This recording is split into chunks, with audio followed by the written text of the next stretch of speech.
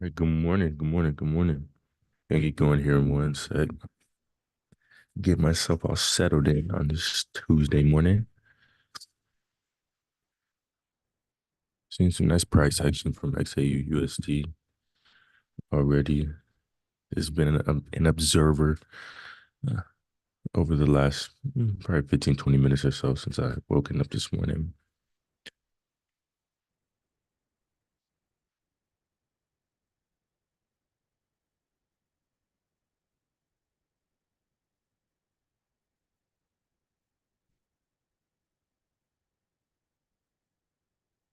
All right. Get the setup working, looking, functioning how I like.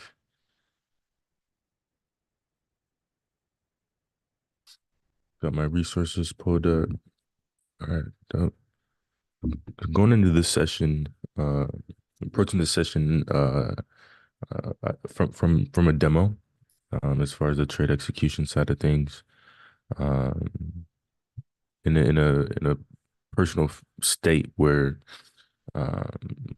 don't have the funds to solely allocate to my trading account.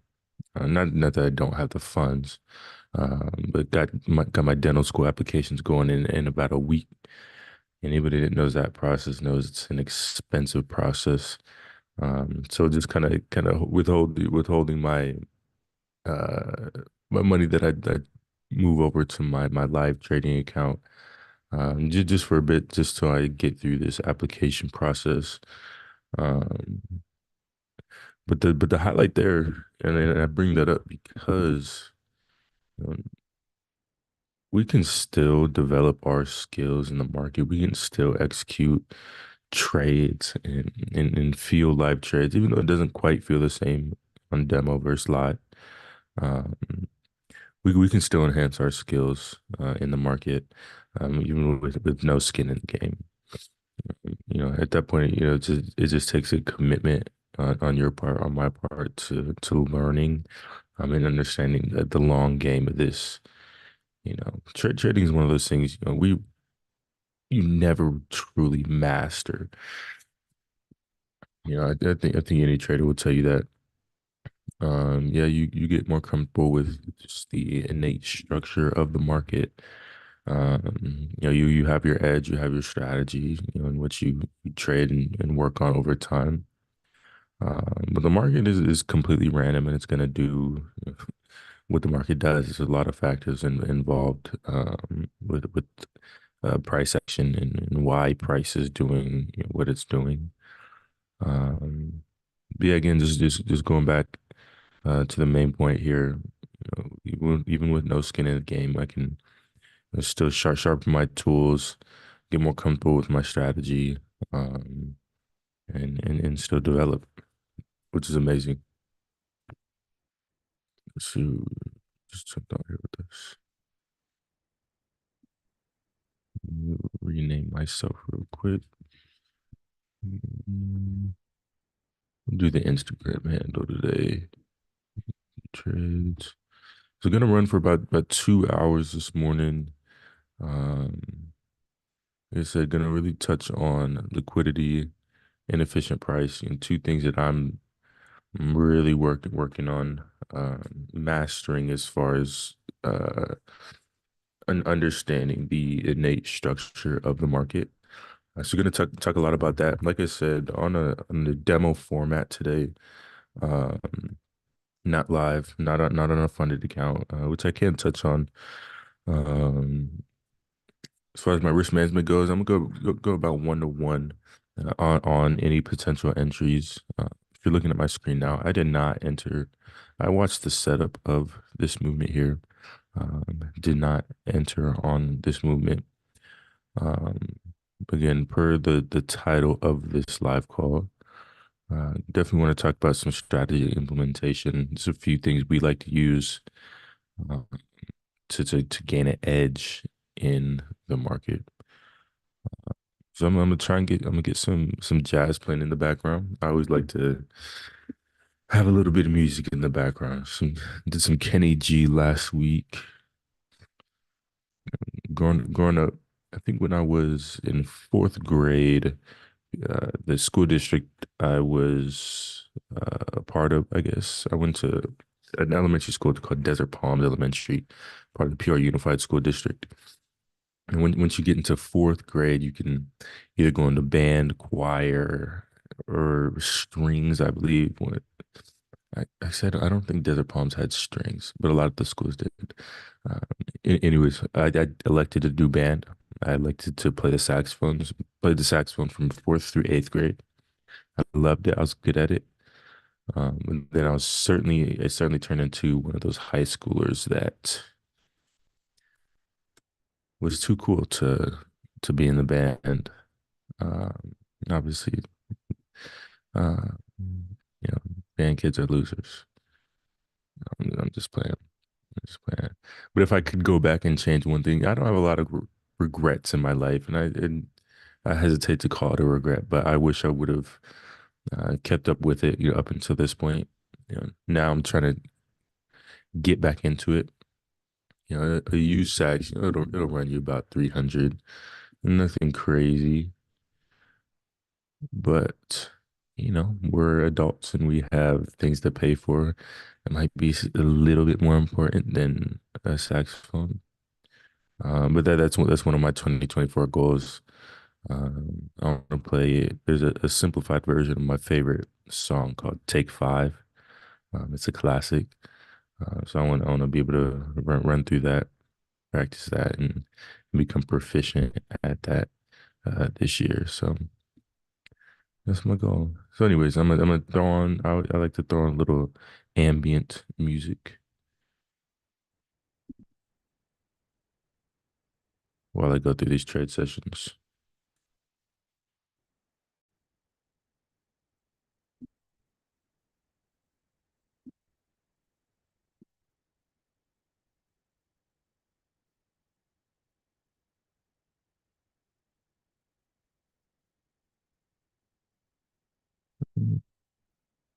This is always a part trying to just figure the audio.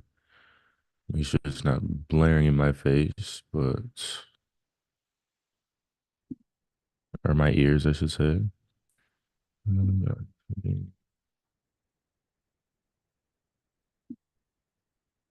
always forget how to do this.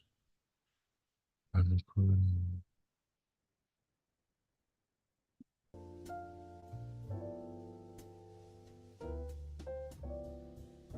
All right. Jeez, look at this run. Look at this run. Let me move up to one of my higher time frames. Gold really trying to fight back after this large drop. How many pips was this from top? Look at 30, 23.86, 23.86, 22.86. Yeah, so that's a good bit of movement. That's a good bit of movement. Right, my brain's struggling to calculate these pips. So I gotta go manual. So 23.86, 20, we'll call it 22.86 just to call it even. 87.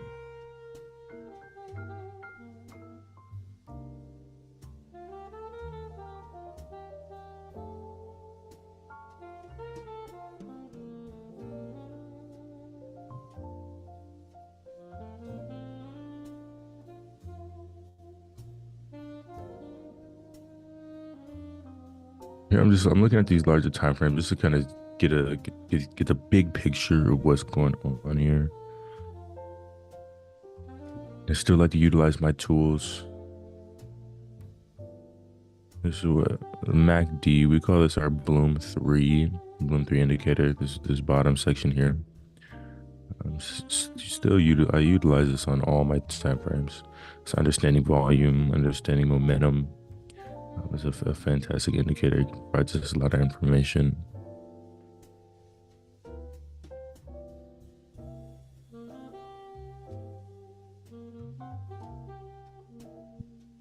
Look at my 4 hour.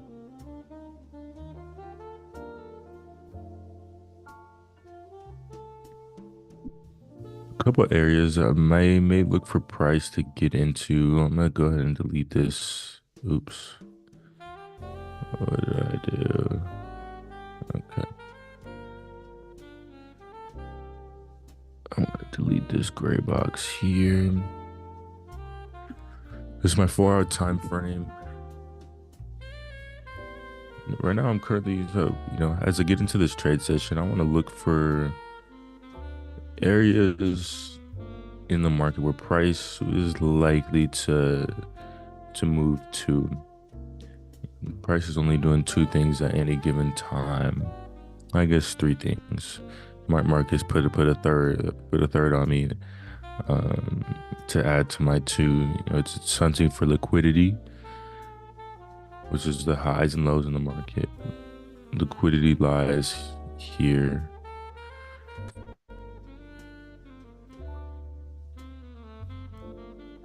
I'll use my little orange boxes to represent this. Liquidity lies at our highs and lows. Liquidity. And so that's one thing price will this is what moves the market forwards and backwards. Liquidity. But what it also does is, excuse me, what it also does is looking for areas of inefficient price action. So an area of inefficient price action, just very, very simply put, is, I guess I could say a gap in the market. So here's one actually. It's going to be a great example for us. As I look for these areas where I'll look for price to move to. I'm gonna just try and zoom in on this as much as I can.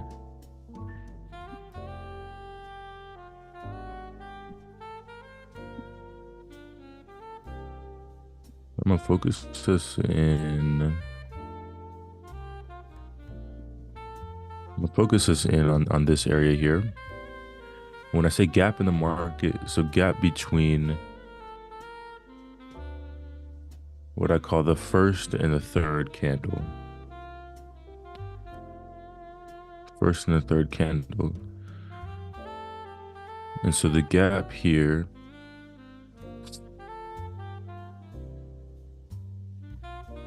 and I'll go back and try to make this as clear as possible as I work on my ability to articulate this concept. The market is constantly looking to balance itself out. So anytime these gaps are formed in price, this is another thing outside of liquidity that the market is looking to do. And these 2 concepts, liquidity and inefficient price action, are 2 aspects of the innate, what I call the innate structure of the market. So, this is innate, meaning this is just how the market works. This is how it is, how it functions, how it moves.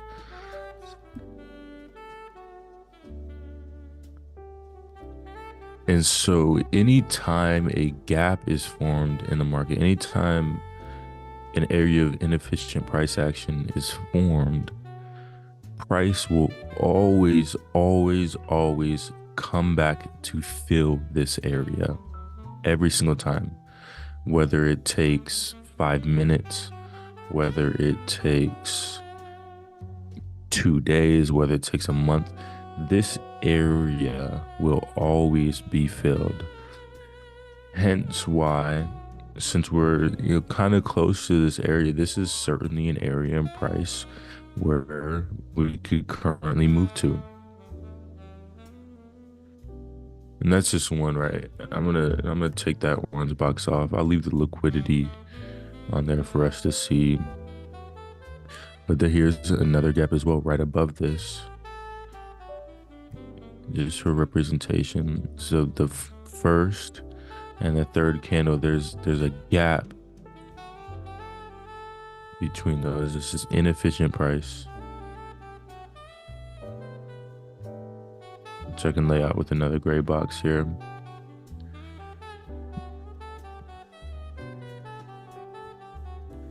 Another term for inefficient price would be a fair value gap. Fair value gap. So whatever term kind of resonates with you, run with it. Yeah, here just in a couple minutes, went over two aspects of the innate structure of the market that are just vitally important for me to understand, for us to understand, in order to figure out where price is likely to move to in any given session. Price is only doing two things at any given time. It's hunting for liquidity, or looking to balance itself out and fill areas of inefficient price action or fair value gaps, however you want to call it. And what I like to do as well, I like to just do a quick annotation on these boxes. I just like to keep my screen as clear as possible, as the market just moves on and progresses forward. I may forget where I got these gray boxes from, so just by me putting a little annotation on those, you can see 4-hour fair value gap, my 4-hour time frame, 4-hour fair value gap. The annotation is clutch. It's clutch. Quick peek up at my daily. Oh, look at that. Look at that liquidity. Liquidity. Liquidity.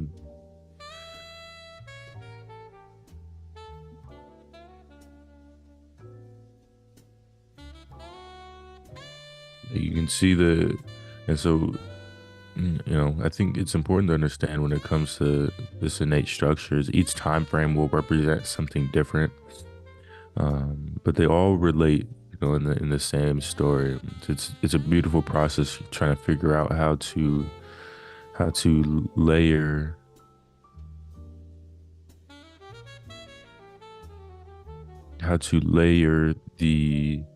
all the individual time frames. Before I got distracted, I was looking at my mic. I didn't see anything moving first. I was like, damn, I've been doing all this talking, and it hasn't been picked up by the audio. But I think we're chilling. But anyways, each time frame kind of represents something, a different aspect of the story of the market. Our job. I see our job as traders, as observers of the market, is trying to fit the pieces together and figure out just how all these different time frames are trying to tell us the same story, because they're all represent the same market. It's the same price action, it's the same movement.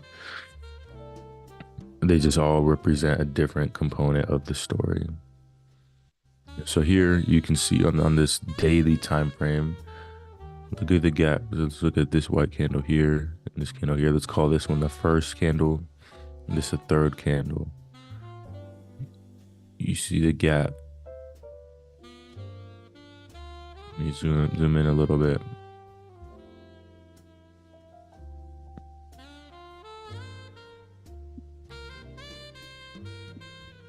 That's the gap here. You see my blue line. That area has to get filled on this time frame. It has to. It will. It will. I kind of think of this concept in terms of just a mathematical equation, a system of equations. You know, every in mathematical models, large language models, different types of AI, and it can make sense that things would have to be, let's call it balanced. Balanced in the sense of, it's highly calculated. It's very precise, um, predictable in a way, um,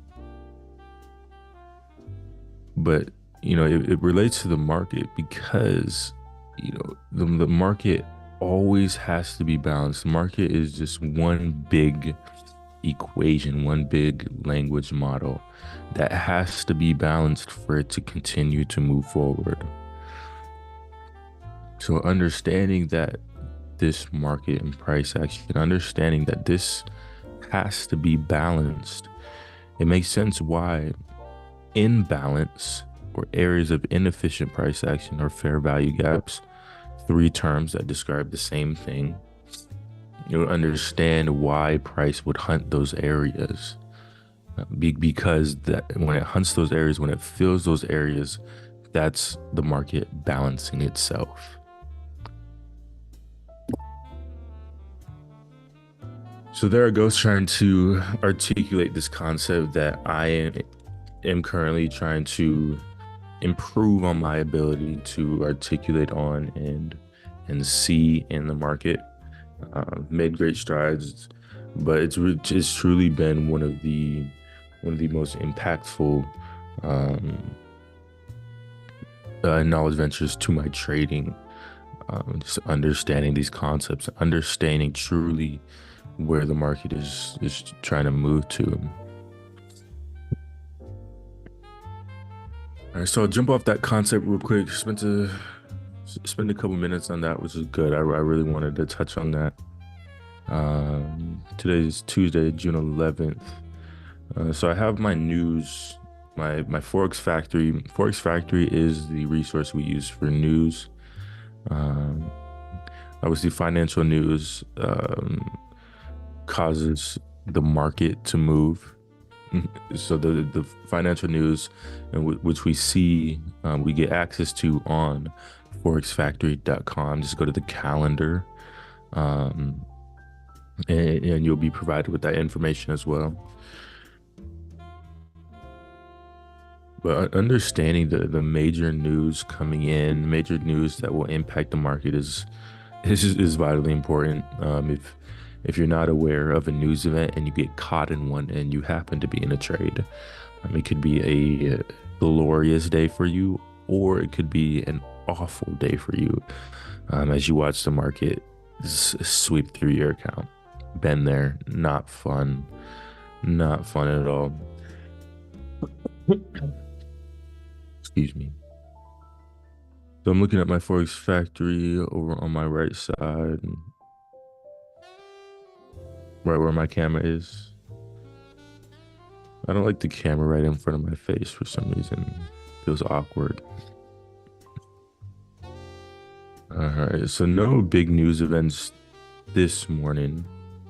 And again, I highly recommend you save star this Forex Factory to your dashboard. This is a resource we use every single day. So no major news during our trading session today. I'm gonna go to about 7:30 this morning. Currently 5:48.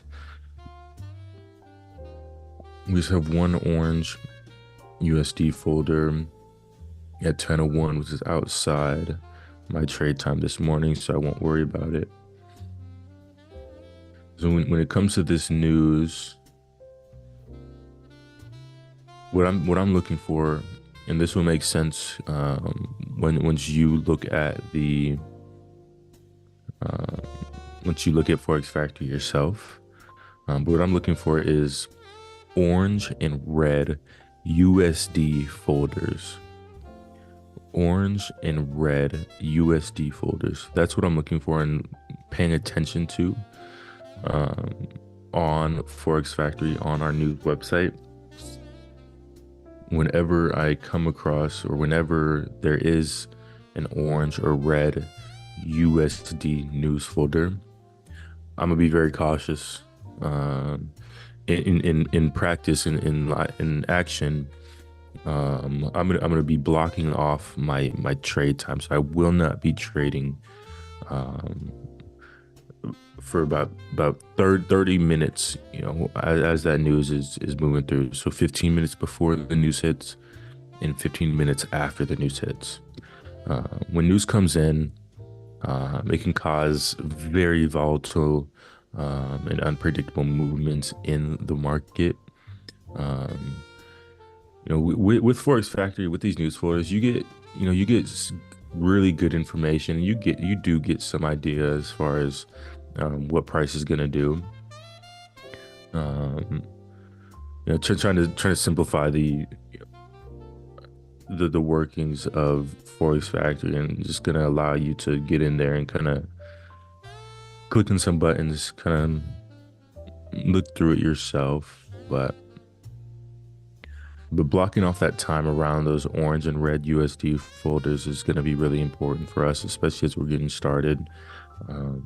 During that 30 minutes, but the 15 minutes before the news, 15 minutes after the news, and you'll see it. But a lot of manipulation, and it's just easy to get caught in something that you don't want to be caught in. So for safety measures, 'cause at the end of the day, our risk management and our safety has to be at an elite level all the time in this market, which is okay. And it just makes us have to be on our P's and Q's, if that makes sense.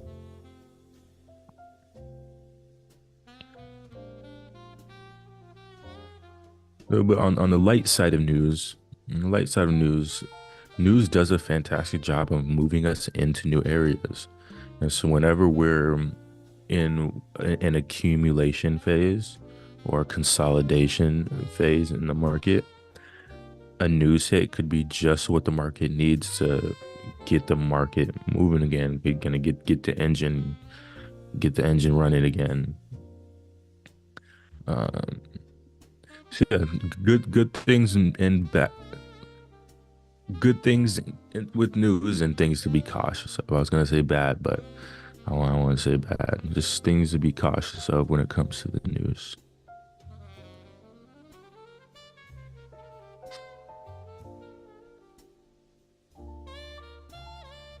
You're looking at my 5 minute. I'm gonna take another peek at my 4 hour.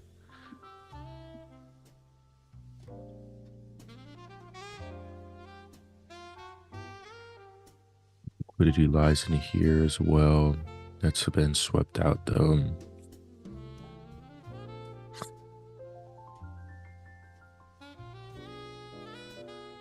This level, my 4 hour fair value gap, 23.28. I like to make the numbers as even as possible. I don't really get into the whole decimal things.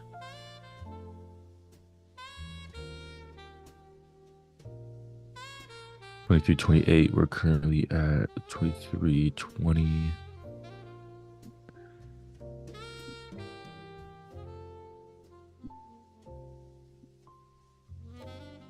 I like this. I like this to get up into here. My volume on my Bloom 3 dwindling down just a little bit. My buyer side volume. Pull out my trade locker. Do this 1 minute. I'm looking at the 1 minute here. If we get a green dot here on my Bloom 3, get upwards sloping angle of my Ichimoku cloud. Um, I'm gonna make a buy entry here.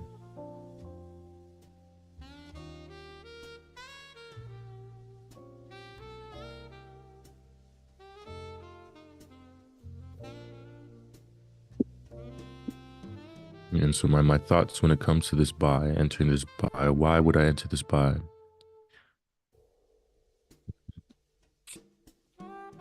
So one, and this is just speaking in terms of our strategy. Like I said, if I get upward sloping angle of this cloud, my span A, my span B, I'm also looking for another indicator we're looking at is this lagging line, this white lagging line being above price, which it currently is, which is great for this long position. But now, as I said before, I'm looking for a green dot. More importantly, I'm looking for buyer's volume, which is represented by these white bars here. Strong buyer's volume. If I can get some strong buyer's volume coming in, get upward sloping angle of my cloud. What do we have up here?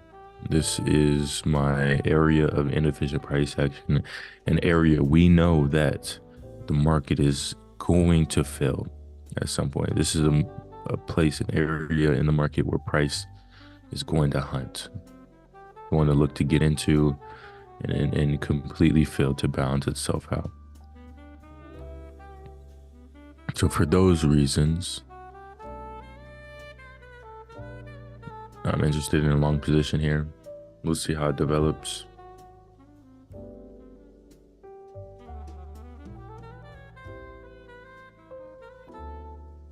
Yeah.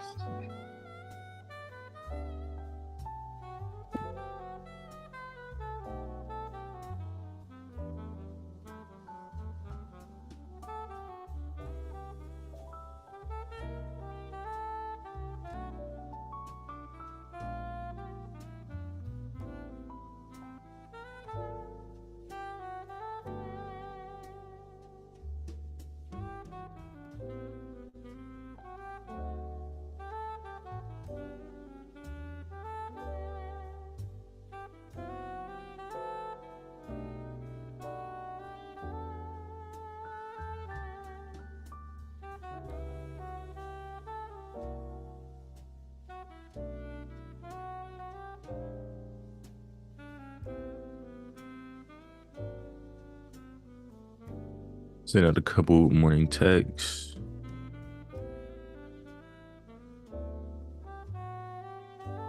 My pops is he's helping me with my personal statement for my dental school application.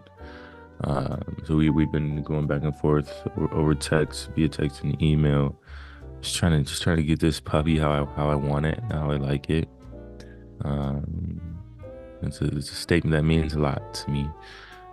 So we're trying to make sure it articulates my journey in a way that would be appealing to dental schools.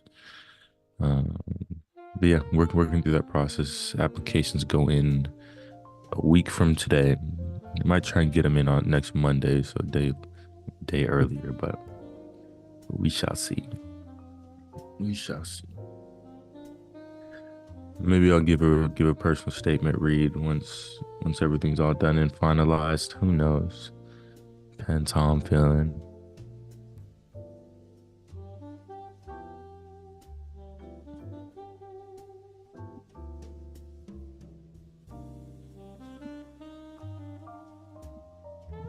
Not much volume in the market right now. Not much movement. Pretty slow, methodical movement here.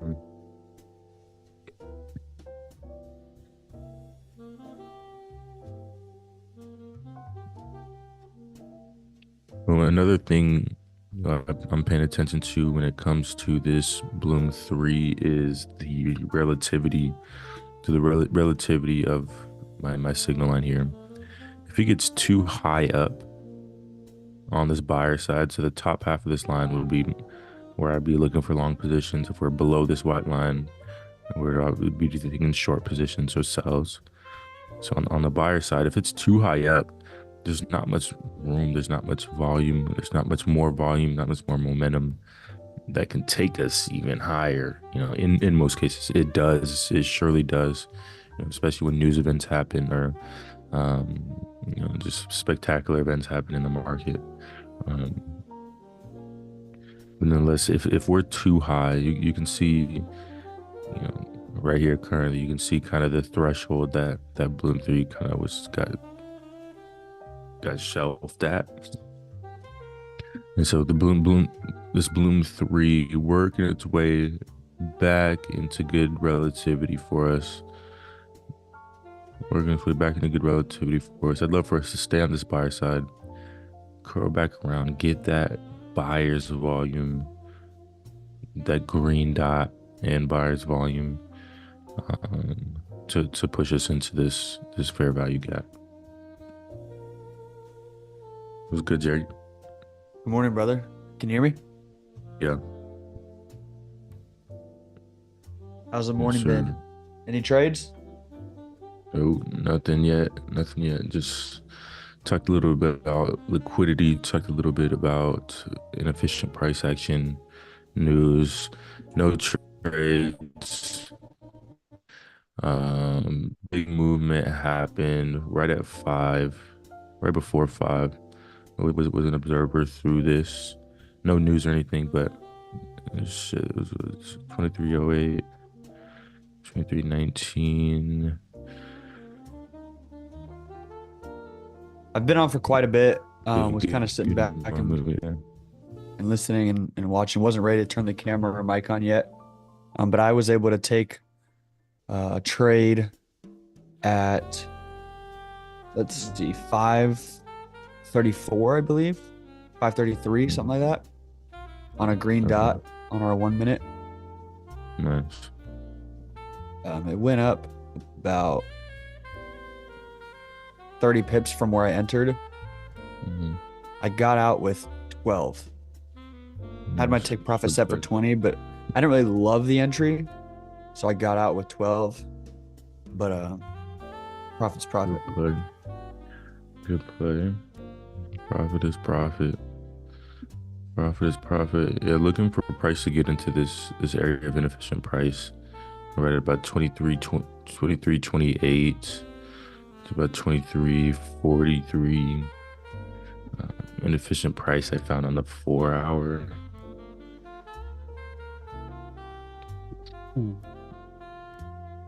Yeah, currently right where we're at is an accumulation area.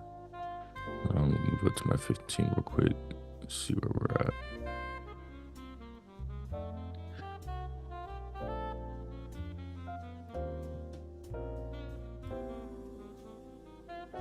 Yeah, interested to see where price moves from here. Left a little bit of liquidity.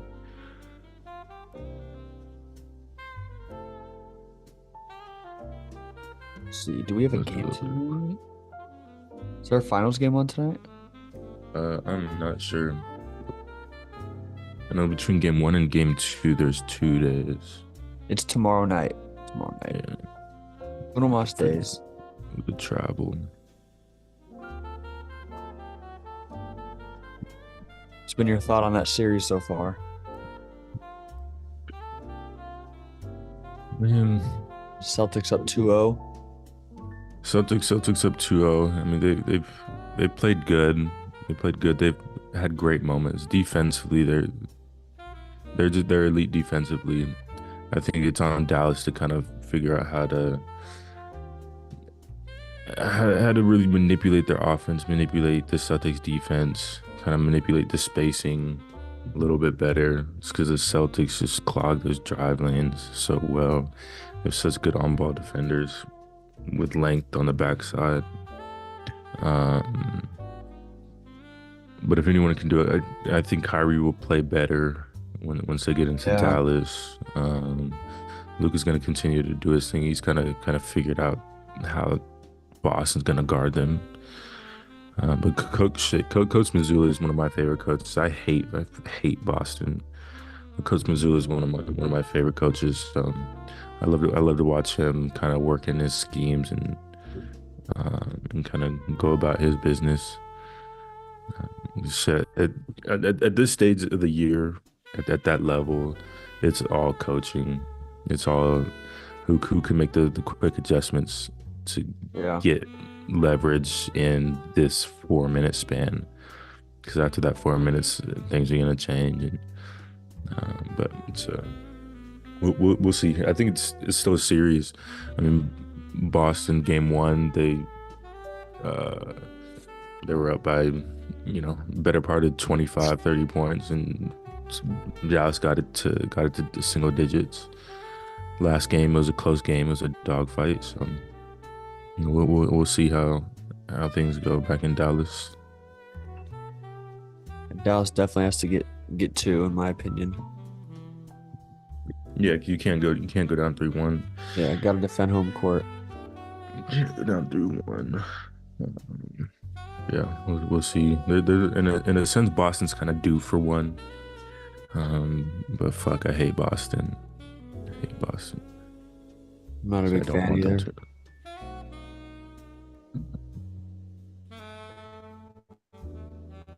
Got the Jazz going this morning. I love it. So what about here? Got you. Got you, me.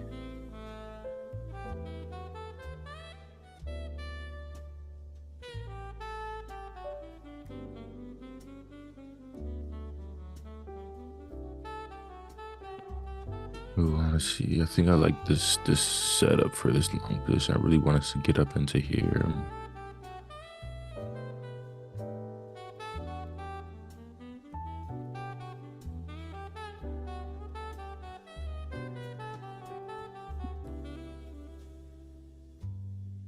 What is that yellow circle for? I was just highlighting liquidity that was left by the market. Gotcha. Liquidity left at that high with that candle there. It's certainly an area where price can move up to. So now I think we got two areas in which price can move to on the long side of things. Got this liquidity line here, and then we got this area of inefficient price action, which price will look to fill at some point.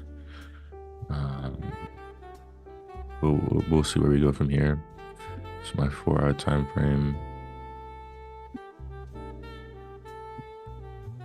Interested to see if price is gonna fill back in what the inefficient price left for us at the close of last week. So Thursday, Friday. It's mostly end of Thursday, late Thursday, going into Friday. Price is slowly hunting back into range, slowly trying to balance itself out.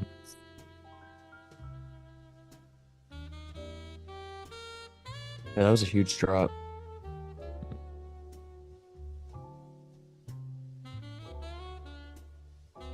Let's see.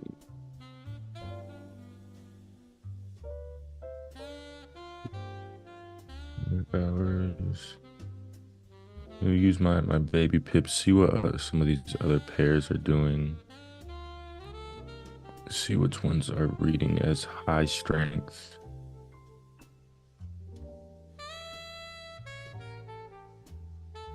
Euro.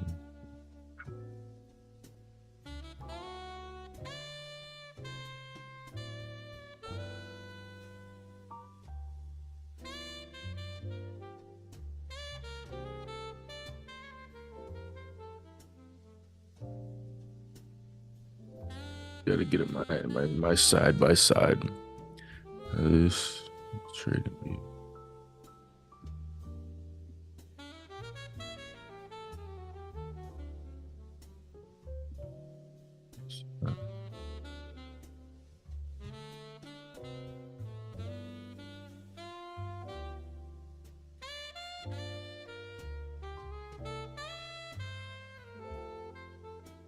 It is.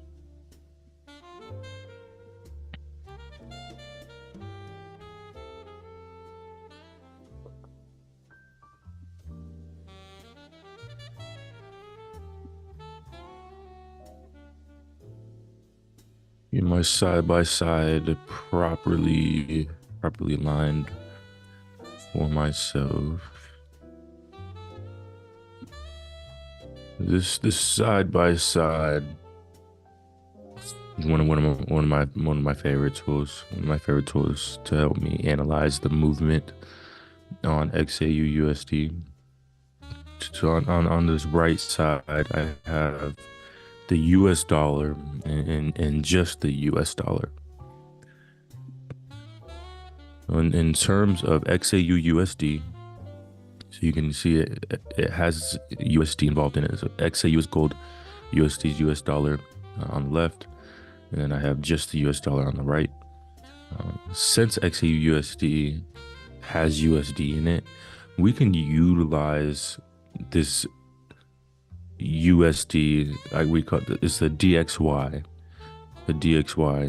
USD currency index. We can use this DXY to help us predict movements on XAU USD. We all know how strong the dollar is, but even as you watch this here, watch the analogous movement. It's analogous yet inverse.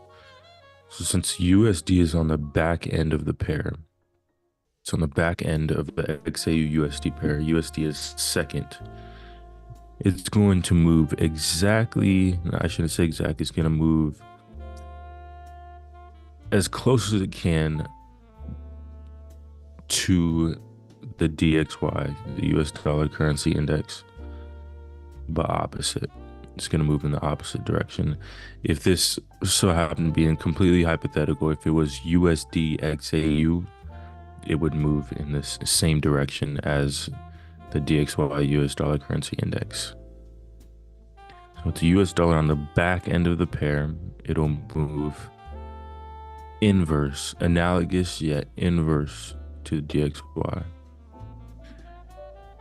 So if DXY goes down, XAU USD should go up. If DXY moves upwards, XAU USD should move downwards. So having this side by side up is a fantastic way for us to predict what price may do. It's just more information we can use. When was the last time I took a road trip? So I hear a whisper, a very soft whisper in my ear. That's weird. We got no news today. No news. Got a little 10 o'clock orange folder, but nothing for us. Yeah. Let's see about tomorrow. Let's see what the tomorrow and Thursday hold for us. Tomorrow. Take it, run the people through the news. I'm gonna get some coffee going. I'll be back in a minute. Bet. Tomorrow at 5:30 in the morning. Let's see. Let me make sure my time zones are right before I continue here.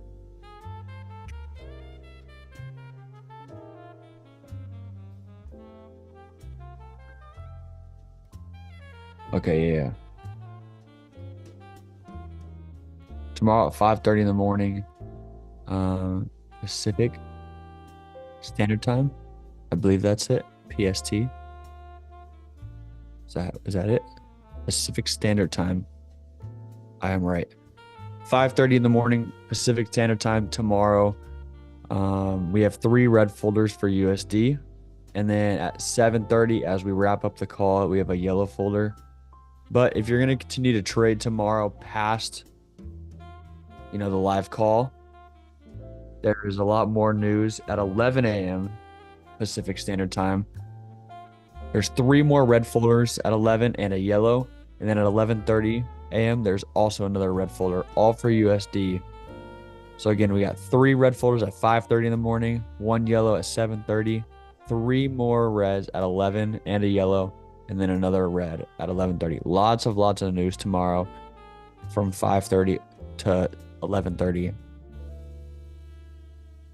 Let's see. Now we go on to Thursday.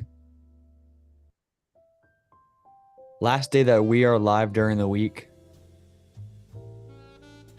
Tuesday, Wednesday, Thursday are the days that we trade primarily.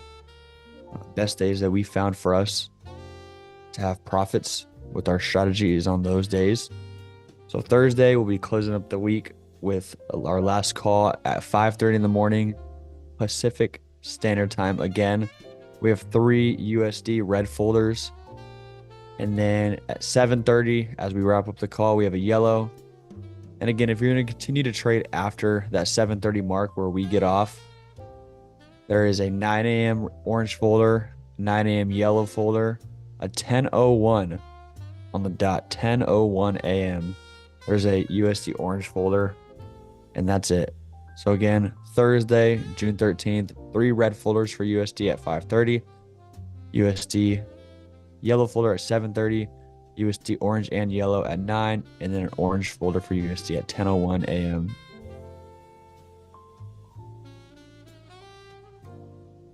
Always something to pay attention to is the news. It's something that I've made a habit is to just be when I get on the market before I start actually trading is I check the news.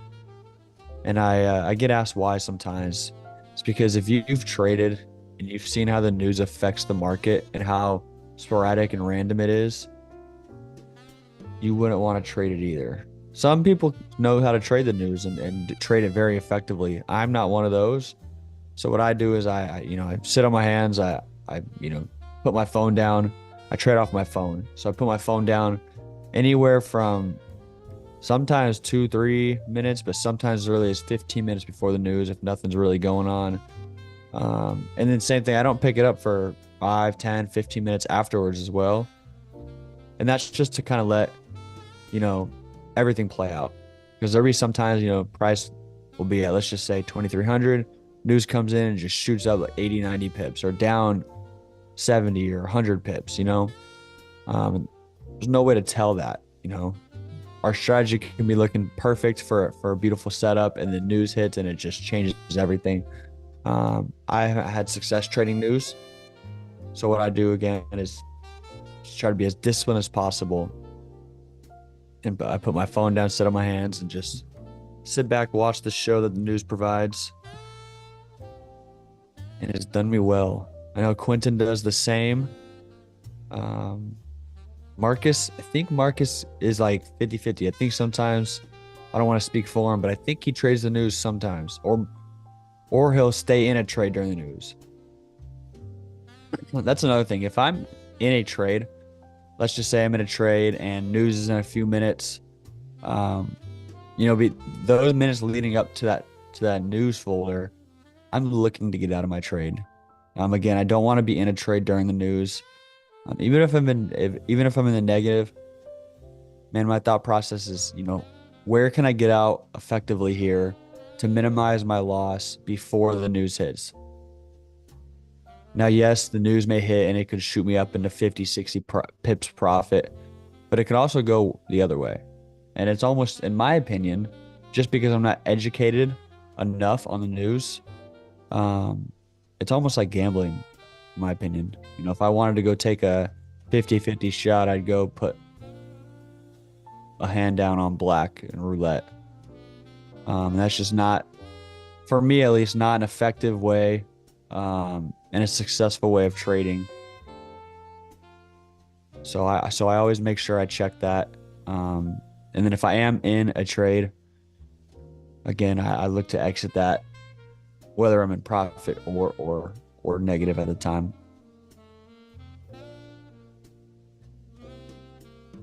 Coffee secured.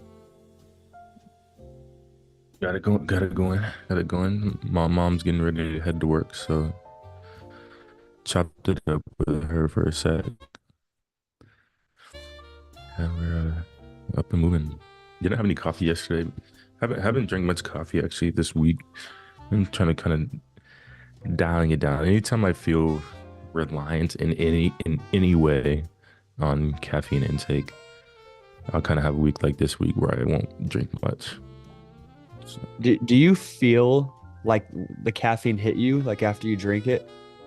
Like when you drink coffee, do you feel it kind of like, I don't know how to explain that, like help you out? Yeah, I know what you mean. my reaction to caffeine isn't super visceral, so like I don't feel like super jittery. Like I don't feel like this big wave of like energy. Yeah. But I do understand like caffeine, like we're caffeine in anything living, caffeine will affect, whether it's visceral or not. So I just kind of appreciate for the fact that it is kind of working in the background, even if I don't like really feel it. Yeah. But yeah, no, for me, like I feel like if I didn't really understand what caffeine was and like kind of how it worked, I'd say it wouldn't affect me. Just straight like that. But I'm familiar with how caffeine works, and definitely caffeine's very strong, and our body is highly reactive, in a good way to it. Yeah. Well, I'm in that category. I don't understand caffeine, and as far as I'm concerned, dude, I can drink as much caffeine as I want. I've never, I don't want to say never. Like if I've pounded an energy drink, I get a little jitter, but I've never felt like that, spark of energy. I just like I can drink coffee at like midnight and just be fine. Mhm. At least in my head, I don't like again, I don't know what it's doing behind the scenes. Um, but I drink coffee more as like a good drink, like a tasteful drink. I put Mhm. so much creamer in mine that it's like candy almost. It's crazy. You saw how I was making my coffee when we were in Chino with Alex. Oh yeah. Oh yeah. With liquid candy canes, liquid no, Yeah, liquid candy. I drink it strictly as just because it tastes good, not for any caffeine boost or energy boost. I wonder if we have coffee. Now I'm craving it.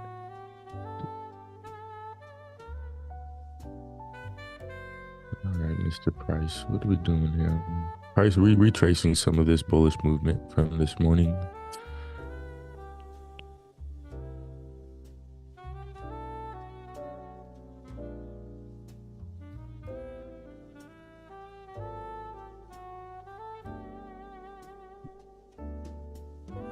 I'd love for Green Dot to come in here on this 5 minute. Keep this upward slope. Get our upward slope of our cloud. And find this liquidity again. Or sweep this liquidity. Move into this end area of an efficient price. We'll see. No news.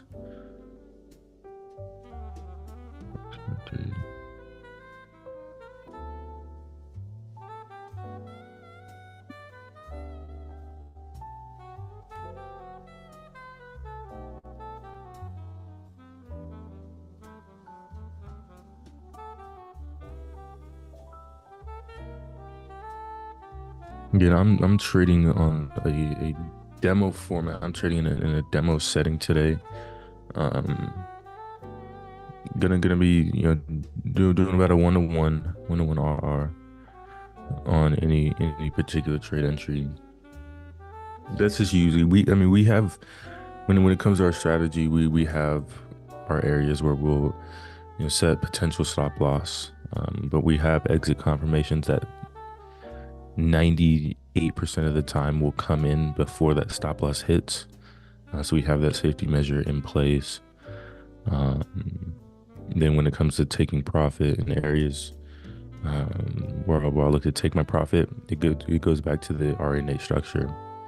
Once liquidity is swept or an area of inefficient price is filled, that's usually what I look for when it comes to taking my profit.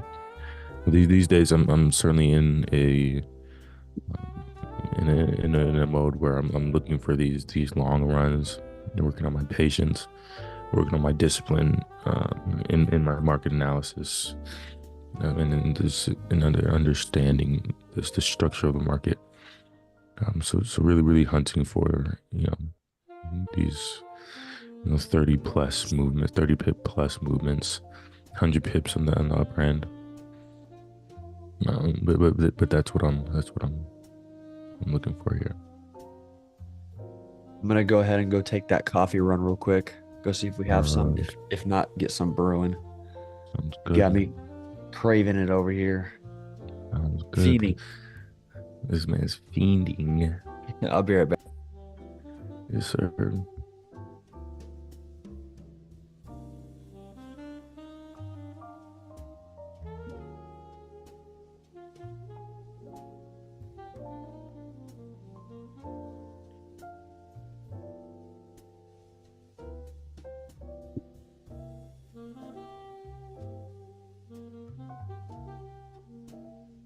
And then for anyone, that'll watching this, this is day trading. This is what it looks like. It's sometimes it's truly not the most stimulating thing in the world. Um, especially just day after day after day, doing this months on end, weeks on end, months on end. But this is what it looks like, just sitting in your chair.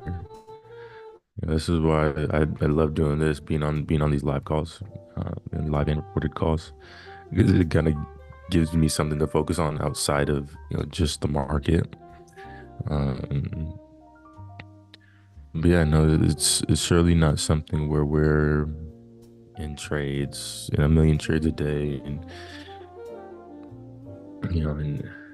and just being super stimulated, overwhelmed, if you will, by just our physical action.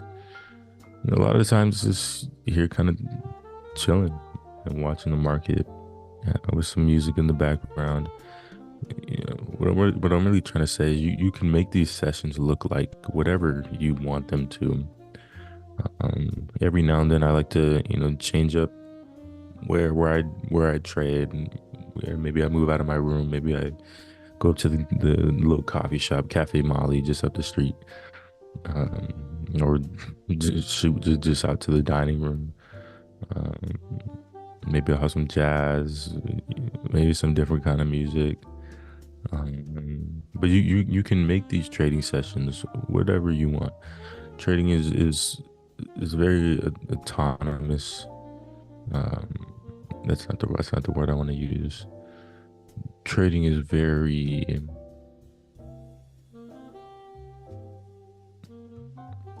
I'll think of the word. I'll think of the word instead of blabbering. Um, Shoot. I can't think of the word. Oh well. But I was just finding another way to say you can make these trainings look like whatever you want them to. Maybe it's still a little early. Currently 6:26. Again, no news today.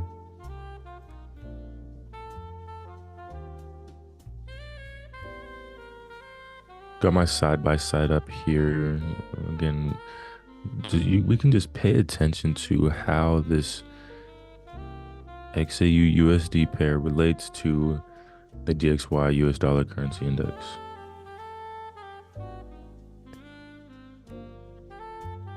Again, so I have both these on the 5-minute time frame.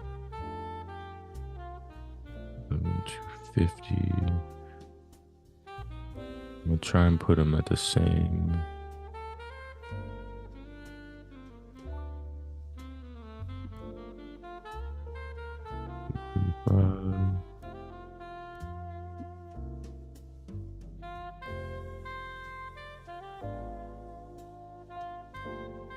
So you can see, and remember when I hesitated when I said, XAU USD moves exactly like DXY US dollar currency index, and it's not quite exact, but it's very representative.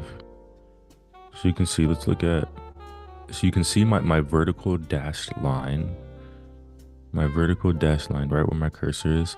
It tracks over to to the left side of my screen as well. So where my cursor is on my DXY on my right side, you can see the same vertical line, which relates to the same exact time on XAU USD. So if we look at 415 here, actually I'll move this to 430. 440, we'll call it 440. You see our DXY moving to the bearish, moving in a bearish direction, moving downwards, bearish downwards. Then that same 440, when we get that bearish action on DXY US dollar currency index, what should we expect from XAU USD? Again, thinking analogous yet inverse, the same yet opposite. And it makes sense for us to see at 440 when the US dollar currency index is bearish, our XAU USD is bullish, right? That makes sense for us. And then, you know, we move forward to 610, and you see that this bullish action from XAU. You see this bullish action from our DXY US dollar currency index. I love saying that for some reason, which correlates to bearish action on our XAU USD currency pair. And here I'm just trying to show the relationship between XAU USD and DXY. This DXY is fundamental to how we analyze any US dollar involving pair. So all these pairs that I analyze, I'm really just holding on to XAU USD this morning. On some mornings I will trade 2 pairs. Usually I won't go into 3. But I have a resource. We have a resource that we utilize that will tell me which currencies, are most volatile at any given time. It's a fantastic tool. If you want to know what the tool is, throw a message in the comment, shoot us a message, and I will provide you with that resource. But it's a fantastic resource for me to trade the pair that's likely gonna have the most movement. But for today, sticking on to XAU USD. But again, this DXY US dollar currency index, we can use this for any US dollar involving pair. Why? Because the US dollar is just so damn strong. The US dollar runs things in very simple terms. Hence, you know, it bodes us well utilizing it for information when it comes to trading these US dollar involving currency pairs.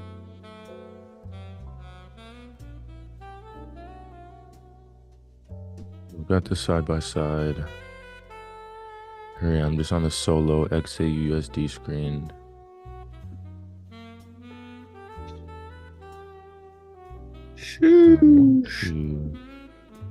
Ready to go, man.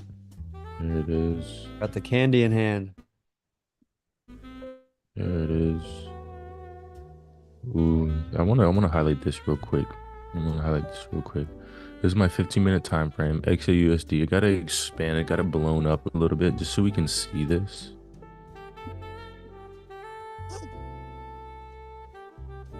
And earlier, I've been harping on these areas of inefficient price action, gaps in the market.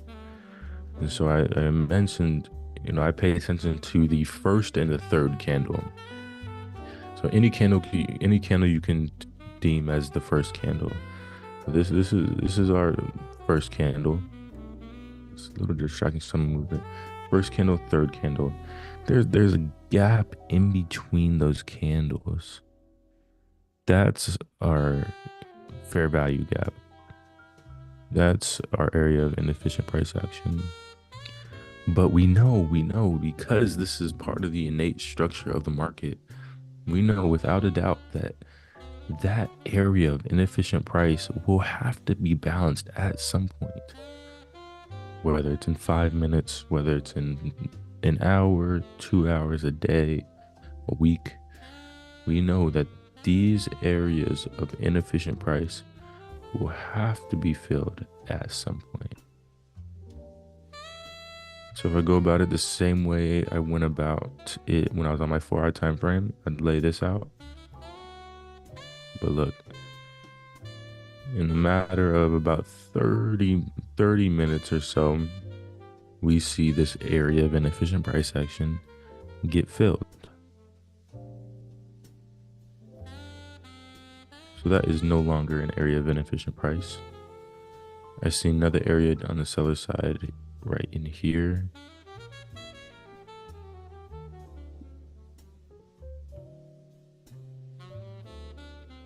Price. You know, I always like to annotate this. This is 15 minutes if I back up.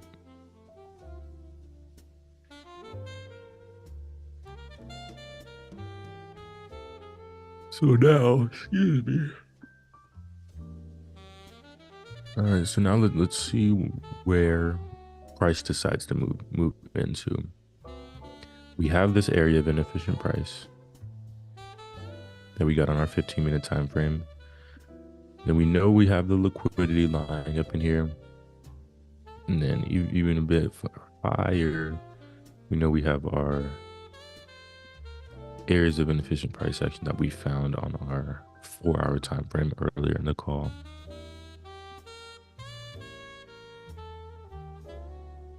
Get us back in view here. I'm gonna zoom us back out just so we're not so close to the screen.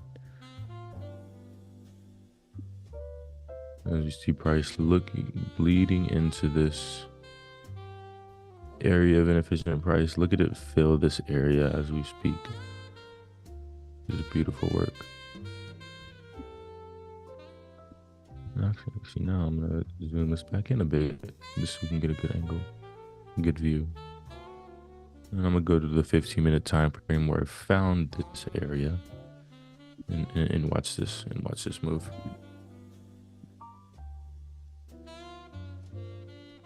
Oof.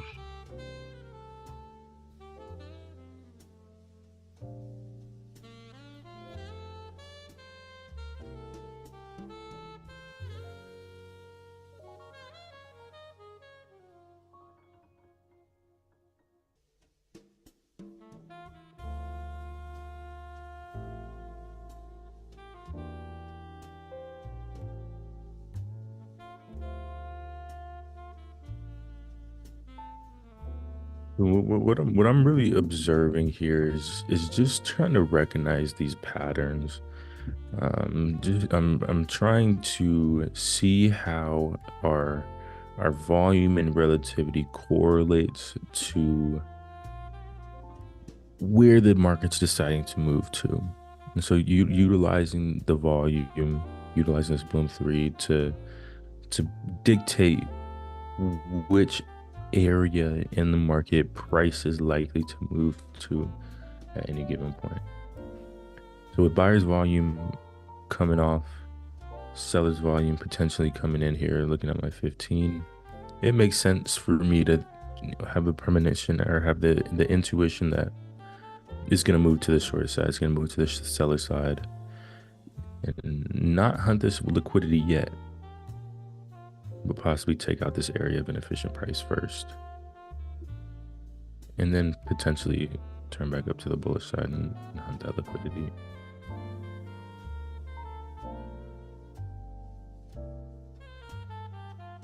That's why I love this MACD, why I love this Bloom 3 indicator. It gives us volume, provides us with momentum, and helps us in terms of the entries that we take.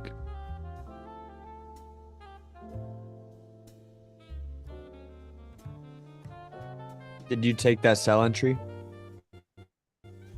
No sell entry there. No sell entry there.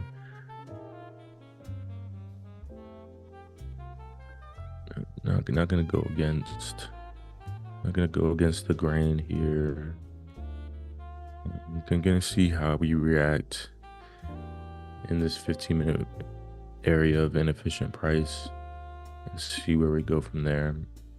See if we get cloud change. But I think we turn bullish after we take out this area of inefficient price. which at that point, possible entry could come in. Thinking of this area as a possible order block, long position order block.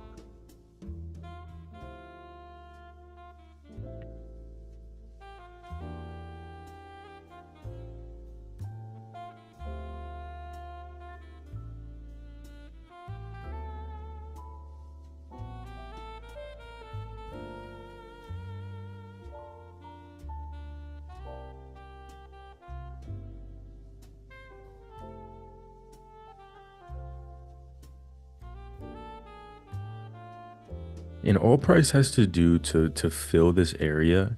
I mean, it could literally poke into this area for a millisecond, and then it's done. This is no longer an area of inefficient price. The market just doing that, even for a split second, that's enough. That's enough to take out that area of inefficient price. So you see this wick line here. If we just get, even if it's the quickest movement through this 15-minute fair value gap, that'll qualify as, that'll qualify as filling that area of inefficient price. We're gonna keep it here on the 15 for probably the next 10 minutes or so, or at least until this area is filled, if it's filled, and then we'll progress there. I'm certainly thinking this area down here as an order block, a potential buy side order block, depending on the momentum. Again, when it comes to my entries, I'll always turn my eyes back down to this MACD, this Bloom 3 indicator. I need volume on my side. I need momentum on my side. Those two things in itself are safety measures for me.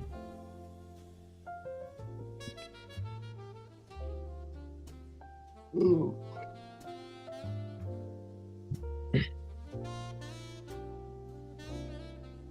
a quick peek at what the dollar's doing.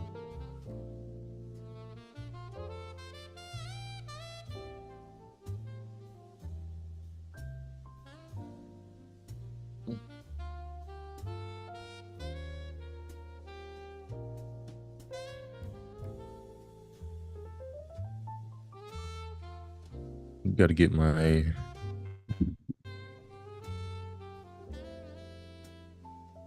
story in, my Instagram story. Gotta document these live calls as much as possible. Record the journey. It's gonna be that much sweeter when bit closer to mission accomplished. And we have everything documented. All these days, getting up nice and early, trading the market, learning, developing our skills. All these days we'll look back fondly on.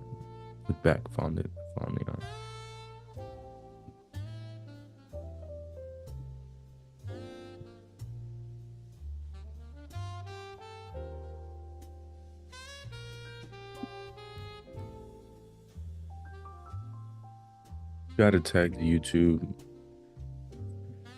I'm really trying to, as we build the foundation for these YouTube live calls, when we switched over to the actually I shouldn't say we switched over because we're still hosting these calls on Zoom, but utilizing the YouTube platform to host these live calls as well. Completely free, zero cost to consumer live calls. Where we talk about our journey. We do exactly what we're doing today, talking through these positions, talking through the market, and just giving a very real sense of what day trading's like. There really is so much information on forex, how to trade forex strategy, forex principles. 10 mistakes you're making as a beginner forex trader, just all that stuff you see on YouTube, Instagram.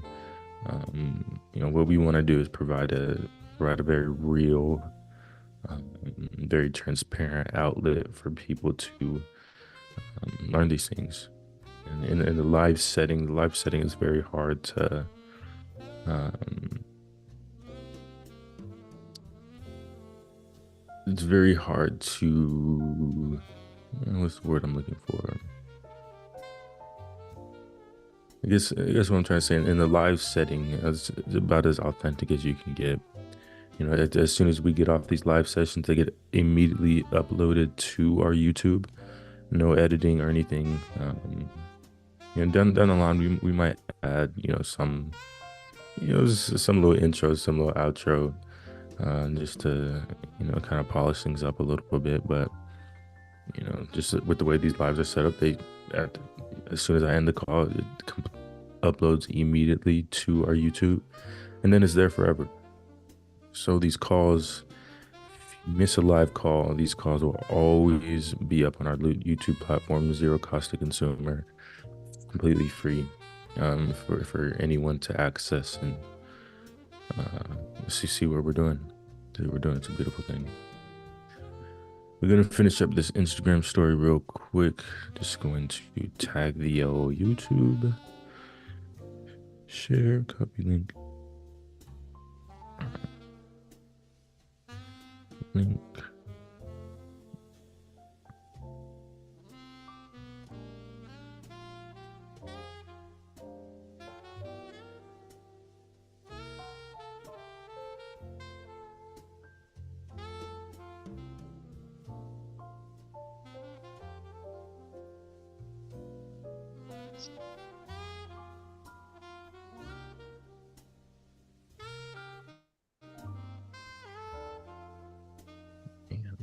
Uno más.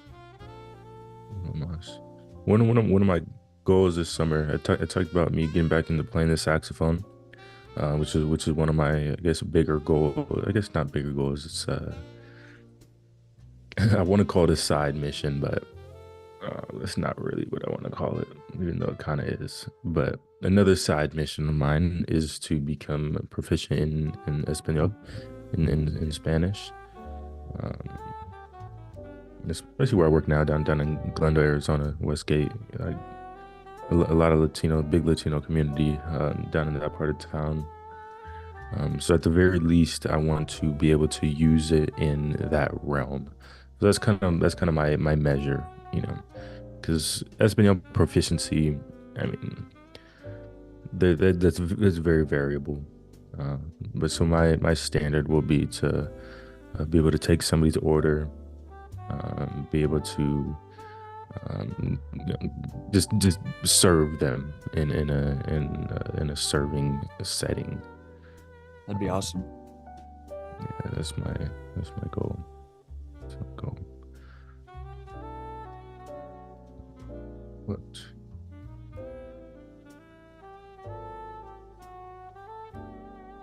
Duolingo.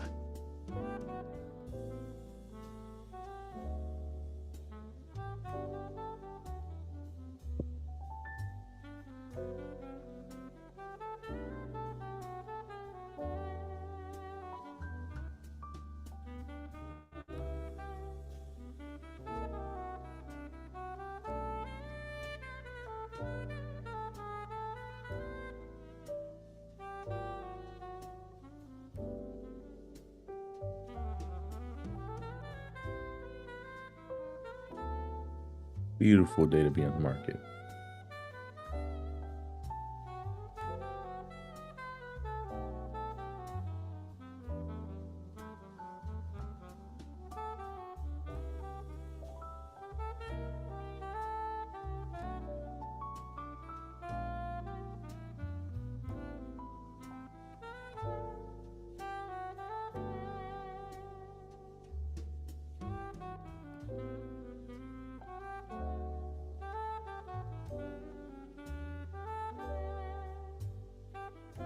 Yeah, just like that. Just like that. I heard the coffee alarm went off a second ago. I've been experiencing extreme anxiety since I've heard that alarm go off. So I'm gonna go pour myself a cup of coffee. I was just kidding about the anxiety part. But I'm gonna go run and grab myself a cup of coffee real quick, push through the last 45 minutes of the call. like I mentioned, we're gonna end the live stream at about 7:30 a.m. PST here. So we got about 45 minutes, a little bit less than that now. Um, yeah, we'll push through. Keep talking liquidity, keep talking strategy implementation, and keep talking areas of inefficient price action. Jay, you got the rounds for a sec. I'm gonna step outside and get some sunlight in my eyes for no more than 120 seconds. So I'll do that as well. But I'll be back in front of the mic in about 4 minutes. Take the round. Awesome.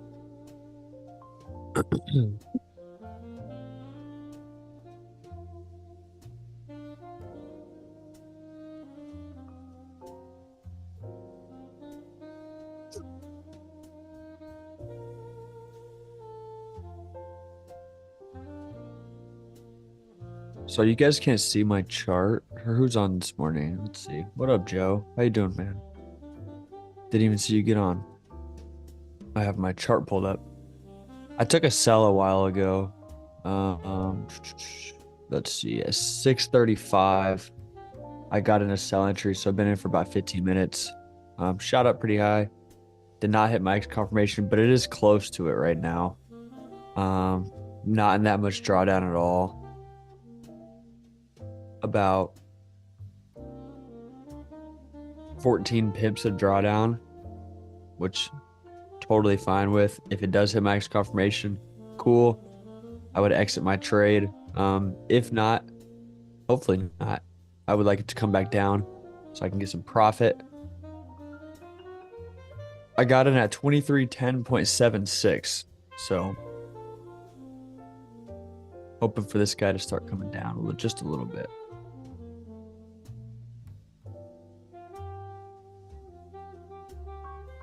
Looking back at the replay here on what I saw, we got a pretty big spike downwards. Cloud turned down significantly. We got a red dot on our MACD. Relativity was good.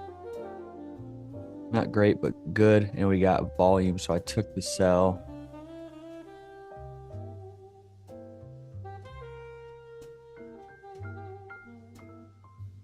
Okay, so we just got a spike up. I'm going to be watching this closely on my 1 minute. I think Q has his set for the 15. But my exit confirmation may be close to hitting. If so, I would exit my trade. I'm down now about 30 pips, 30-ish, give or take. Need to find the perfect gift? Don't panic. Gift Mode takes the stress out of gifting and makes it easy to find items made by independent sellers for anyone and any occasion. Try Gift Mode on Etsy now.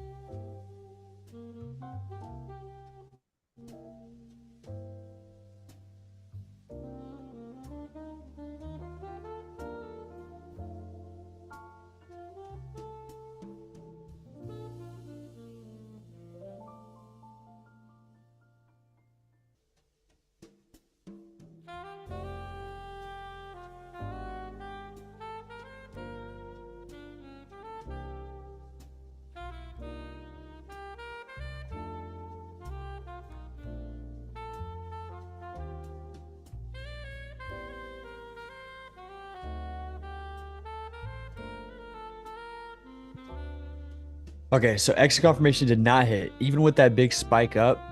Again, I'm looking here at my 1 minute. So on my chart, I have my blue conversion line, and when that would cross up through my orange EMA, I would then exit my trade. It almost crossed it. It went right to it and then just turned. So right now I'm still in this trade as price is coming back down a little bit. which I love to see because I was just down 40 pips. When I brought this up, I was down like 15 pips, and then it just shot the wrong way. Be pretty sick if it shot the right way this time. But again, just being patient here, trusting my confirmations, my strategy.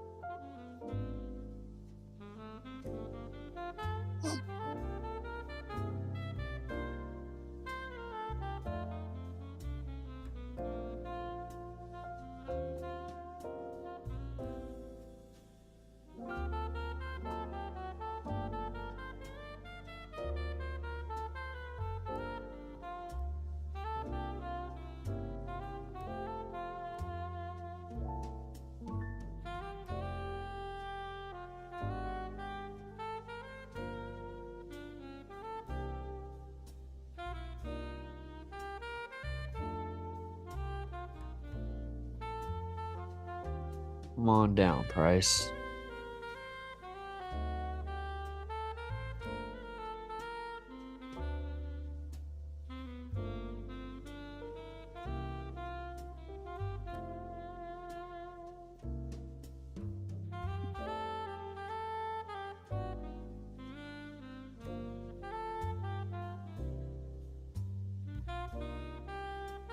Right, baggage secured. Secured the bag. Let's see where we're at. Let's see my side by side. See what this dollar is doing. Hey, so real quick, I meant to ask you yesterday in that group chat with Mac, is it Oz or like OZ? Oz. Okay, is he a teacher? Yeah. Gotcha. Is he new or He's been there a like while. back when we were there? No. Okay. I was gonna say I've never heard of him. Yeah, I'm gonna shoot a text in there in a sec. Got Ross locked in, just waiting to see if it's available this Thursday. Okay. So that buddy Ross of mine, he just signed with the Detroit Pistons Summer League team.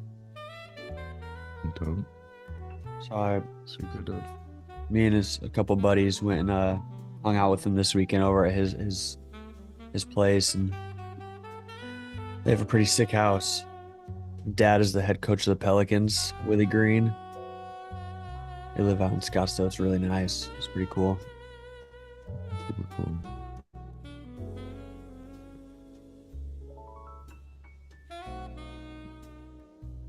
Dude played at Menlo years ago, Ross. Oh, from?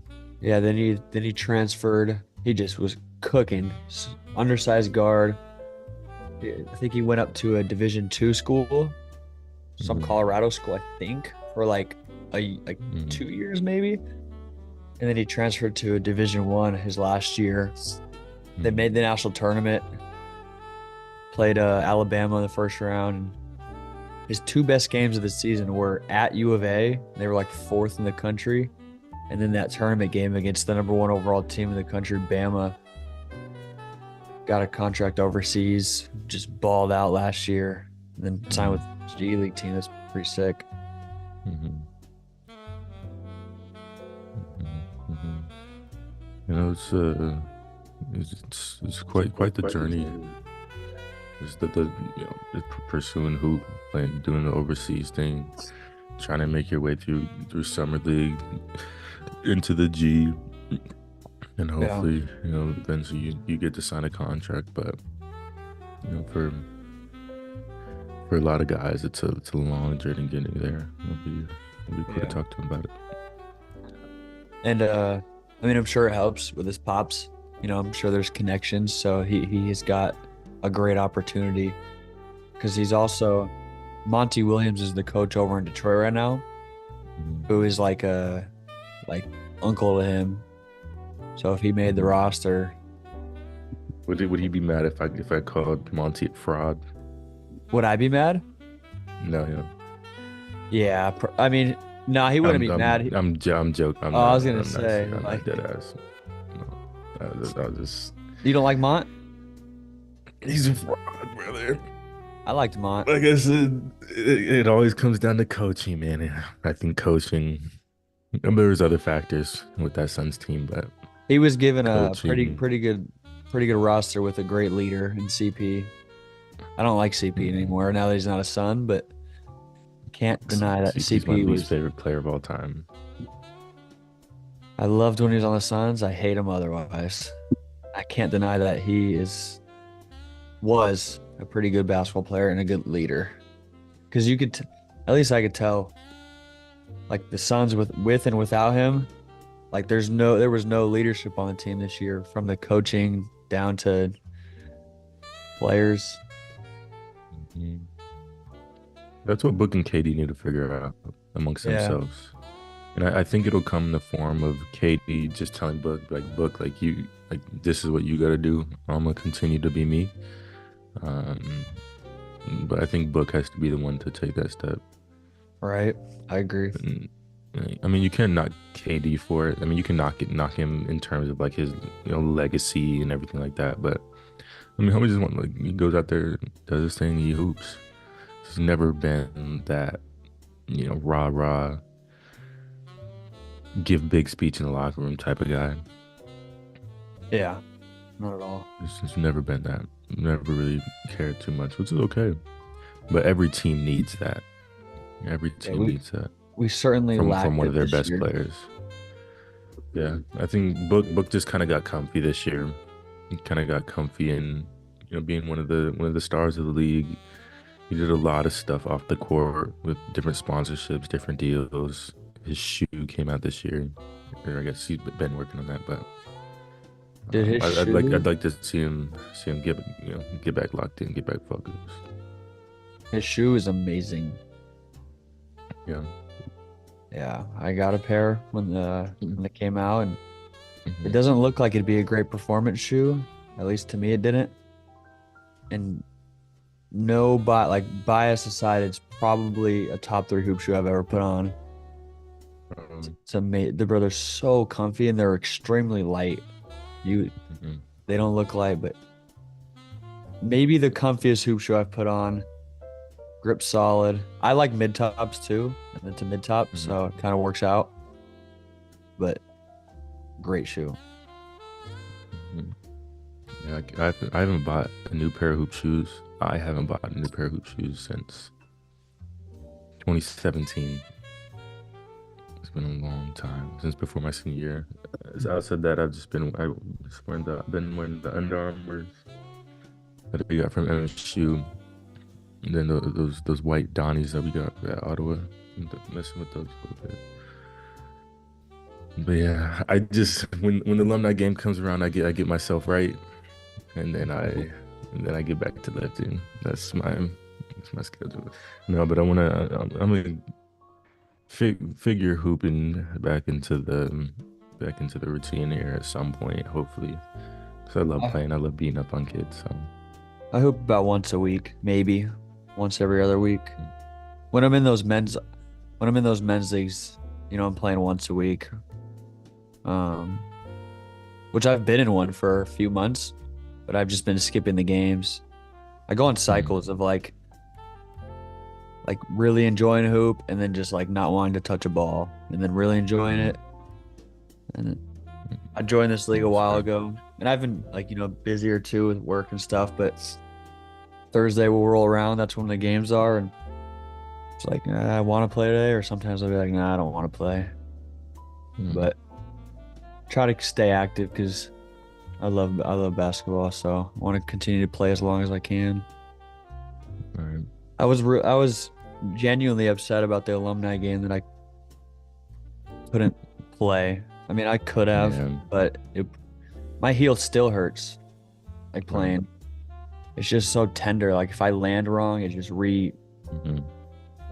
Like nowhere near as bad because my foot was pretty swollen when that game came around, Yeah. but I still feel it. If I Yeah, land it'd on been it. fun to give you a couple buckets for sure.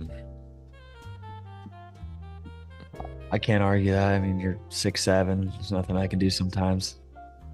Yeah. No, one of my game's fun though. Yeah, I'm glad I They need to still figure out, went shoes yeah, on. they need to figure out just the roster size.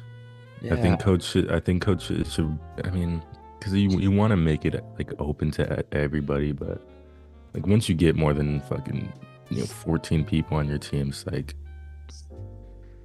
yeah, I mean, I don't know, I don't know. we just got that whole It's new still fun class. regardless. We Yeah. got all those kids, Mhm. like the ones coaching. I Yeah. think it was Ring. He It just was a big threw, class. yeah, he just threw all those guys in. So like Dom played like a combined 4 minutes. Maddie Mhm. played like 5. Mhm. So all I didn't. I mean, Yeah, I that was was sad. going to give it a go, but Ring didn't even throw me in. But either way, like that whole kind of group the group that we've played Mhm. the past couple years, like none of us got, Mhm. So just because I mean, we didn't have enough seats on the bench, Yeah. literally. Yeah. So I wonder what he'll do because you guys had like 7 players and we had like 3 teams Mhm. on one. Yeah. The 2-man game with me and Ring is gonna be crazy for I the thought next about long that. Yeah. while. It's gonna be OD. Yeah, someone's gonna have to get you guys off the glass. I don't know if B Dix can do it on his own. Negative. Negative. He's my favorite player to torch. He tries really hard Shout out too. B Dix. Yeah, he tries. He takes those ones personal against you and just gets Yeah, fried. it's harder for him now. Like it was easier, even like my first couple years out of college, just because I was 190, 195. Now I'm like 230. You can still move a little bit. And I need to get back to just getting explosive. I miss being explosive. Like after probably the first quarter, I couldn't have dunked if I wanted to. You couldn't? Like I mean, if it was a fast break, obviously I could have. But like in the half court, like if I wanted to like blow by somebody and dunk it in traffic, I would have been able to. Getting old, man. The athleticism is the first thing to go. But I don't really, I just kind of power lift now. But I want to get back into once I get my size. Once I get to about 250, I'm really gonna get into plyos, track work, just to get athletic again. Yeah. Again, not athletic. I'll always be athletic, but explosive. Yeah.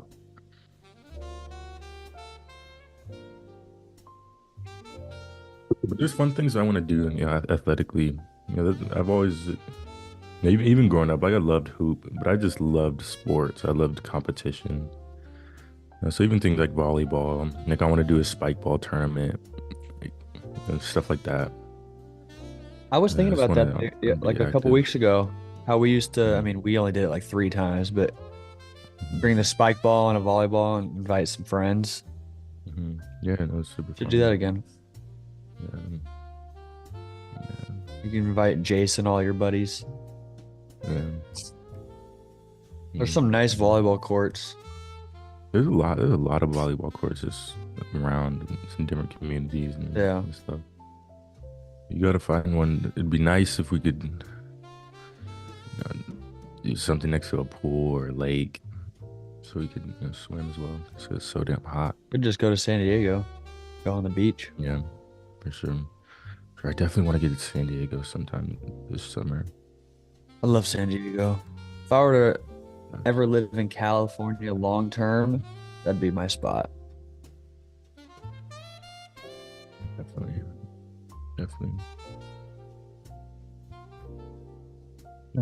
I love San And Diego. real quick, I'll just touch on this market. Earlier, I mentioned we have this.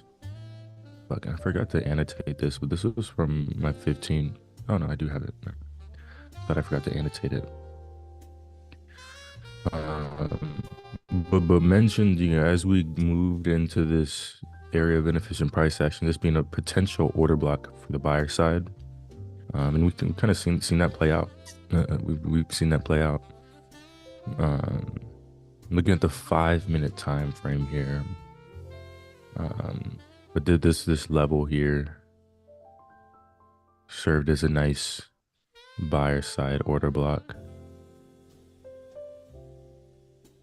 Move 23.10, 23.17, 70 pips, move 70 pips. Since it touched that order block, you can see my diagonal line there. And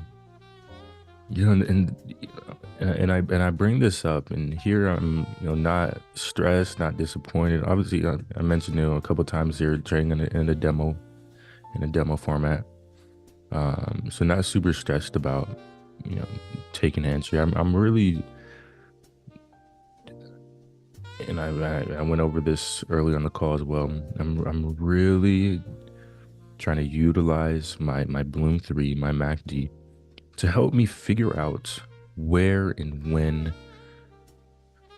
the market is going to move, to which point, to which levels the market's going to move, and when it's going to move. So I really like the read that I made here. Again, the fact that I didn't profit on this move, that's negligible. I don't care about that. The beautiful thing about trading is, even with no skin in the game, being able to make this as real as possible is a skill in itself. But just sitting here as an observer, watching price move, watching the innate structure of the market formulate and move and calculate, being able to see these order blocks, being able to see where liquidity lies in the market, where there's areas of inefficient price in the market, being able to understand and those areas, understand those concepts, that's what we're here for. That's what we're doing. So when we do have skin in the game, not only are our safety measures in place, because that's vitally important. That'll be a topic for possibly tomorrow or Thursday's call. Just different ways we can manage our risk, because there's so many ways we can manage our risk and keep ourselves safe. The safety is one thing that kind of deters even people who are invested in other things such as stocks, bonds, just different indices, cryptocurrency. It's just the safety. It's a safety aspect of forex. But I tell people, there's the forex market, this market, what we're doing today. All it is just understanding all the different safety measures we can have in place. It's just about learning what we have available to us, and then just being disciplined to those. So like I said, maybe tomorrow or Thursday, we'll go in depth with our risk management, ways we keep ourselves safe in the market. Won't get into that too much today. Really wanted to get on this innate structure of the market, and just kind of see some of these plays set up. And going back to this movement, loved how we went into this order block here, this area of inefficient price action that we got from the 15-minute time frame. I always like to annotate, then move towards the buyer side. We'll see where we go from here. Still some liquidity lies, left some liquidity here. Again, liquidity is found at our highs and our lows. Liquidity.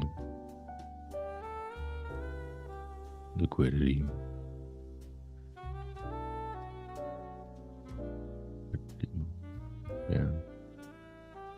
And those on the call, or if those watching the recording of this call, in any questions regarding this innate structure, regarding liquidity, regarding areas of inefficient price, order blocks, what's an order block, just shoot them in the comments. Me or one of the boys will be surfing through surfing through our comments, surfing through just everything that it was replied to us, and we'll get those answered on the live call, and articulate that in a clear way. But again, love this setup here. Love this setup. Had to read on that.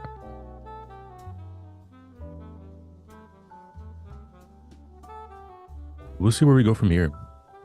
Here's still looking at my 5-minute time frame. My eyes are now looking down at my Bloom 3, my MACD indicator here at the bottom. Neutral on our volume meter.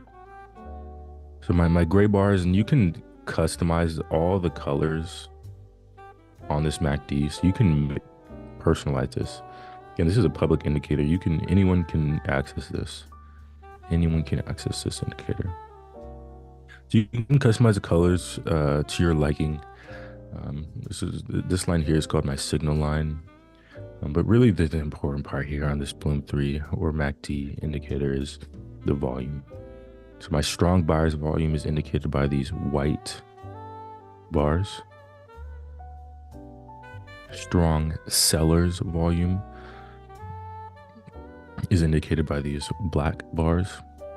And then if they're gray, that means volume's weak or it's turning to the other side. So I'll only enter a sell if I have black bars present. This is very, very simple way for me to articulate the utilization of this volume. But I'll only enter a sell if I have strong seller's volume, so if I have black bars, and I'll only enter a buy if I have strong buyer's volume or white bars on my volume. Again, public indicator, anyone can access this indicator.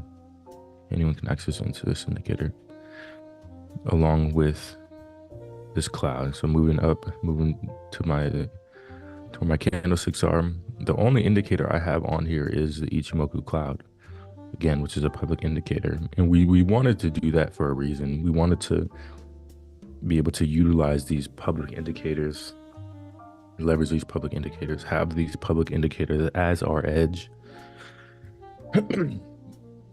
Because we want everyone to be able to access this stuff. We want everyone to be able to access this. No gatekeeping. So exactly what we talk about on all these live calls and the strategy implementation,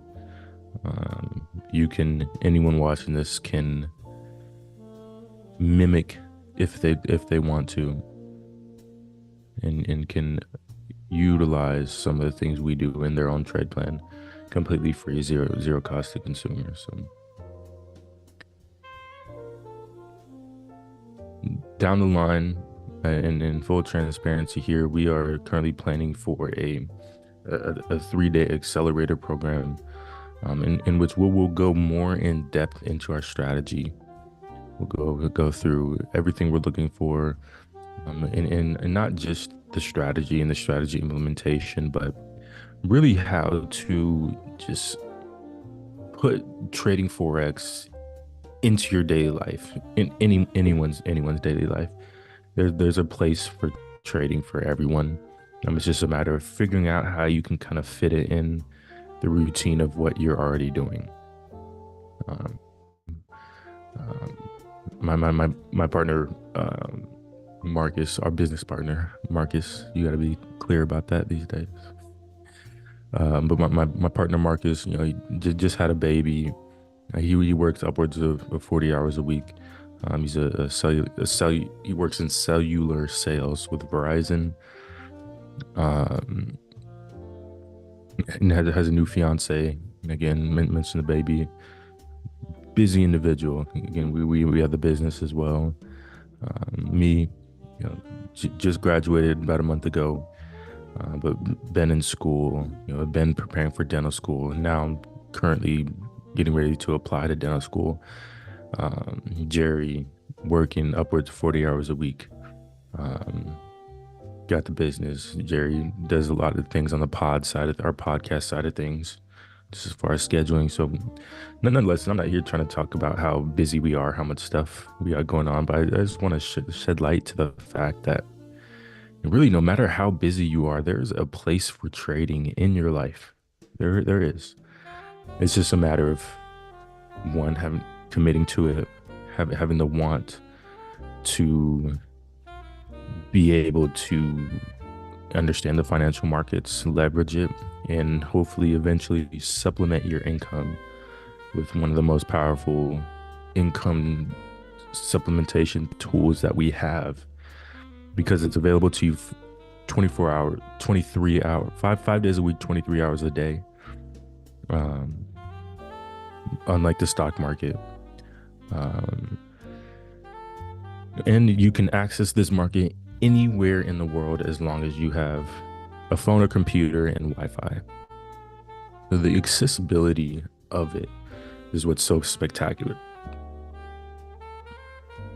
Which, again, goes into my initial point of, there's a place for trading for everyone. If you have the desire to learn how to trade, learn how to day trade, if you have the desire to supplement your income with an online income supplementation tool, and then you have already you have the fundamental things, the fundamental predisposition to do this, to trade, to learn how to trade.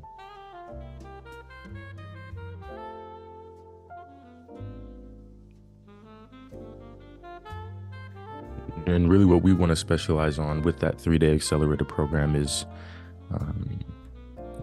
having a QIC sheet for all our constituents to work through, and to help us all just determine our goals.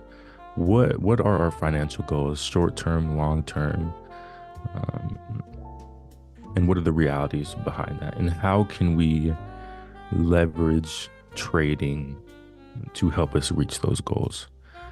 How can we learn how to trade in a way that will best support those short-term and long-term goals?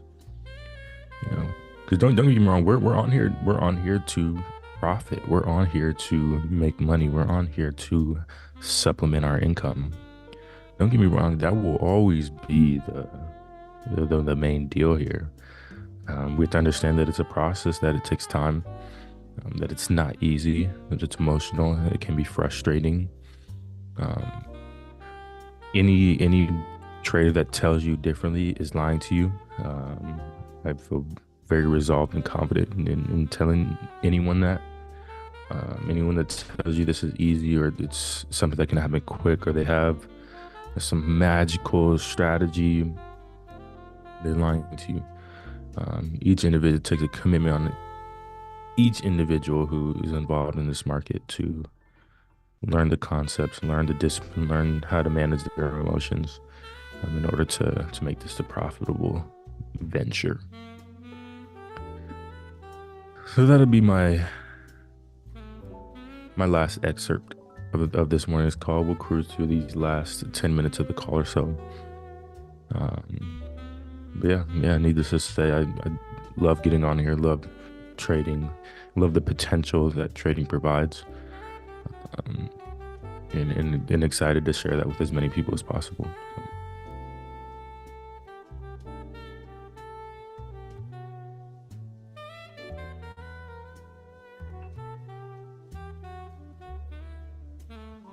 You were talking about playing the sax earlier, right? That's what you played? Yes. Mm-hmm. I was the same way as far as playing an instrument and then stopping when I got to high school. Mm-hmm. I guess I stopped in 7th You were a grade. clarinet guy, weren't you? No, come on, man. I played the drums. Not like a whole drum set. A little more like You were the drooler in the back of the band room, just on I the played the drum set. snare. I played the snare drums with the Tough. I used to be tough with it. I had my own snare drum in the band. I was in the back, just beating on it, Pause. But yeah, I miss those band days. It's an interesting environment. There's something about learning an instrument that's just so raw and fundamental to the learning process. You know, because like when you learn a piece of music, like you start slow. Like obviously Yeah. you figure out how to you read the music one, and then you have a piece of music that you work through, and you're supposed to, of course, go at a certain pace. But you have to start slow, and each day you kind of get a little bit faster, a little bit faster, a little bit faster, a little bit faster. And over time, we say volume times time. Over time, you get to be able to play that piece at pace, at proper pace, and it's accomplished. But I love learning an instrument. I miss it. I want to get back into it. So now I want to learn an instrument again. Yeah. I love the drums, but it's just so loud. Yeah, you can get like there's like drum like pads where it's like not so Yeah. loud though. I mean, it's just extra money, but I would love to Yeah. play the guitar. yeah, I have a guitar. Clarinet Always is wanted to crazy, learn how to man. play it. Why? I don't know, just Like, the flute would be crazy. yeah, a recorder. But I've always Clarinet's loved not the actually trumpet. that's not bad. If I Now could that I play think about something else, it'd be the trumpet. it. Trumpet would be Trumpet would be really fire. cool. I low key Yeah. want to play a violin too. Yeah, the strings would be dope.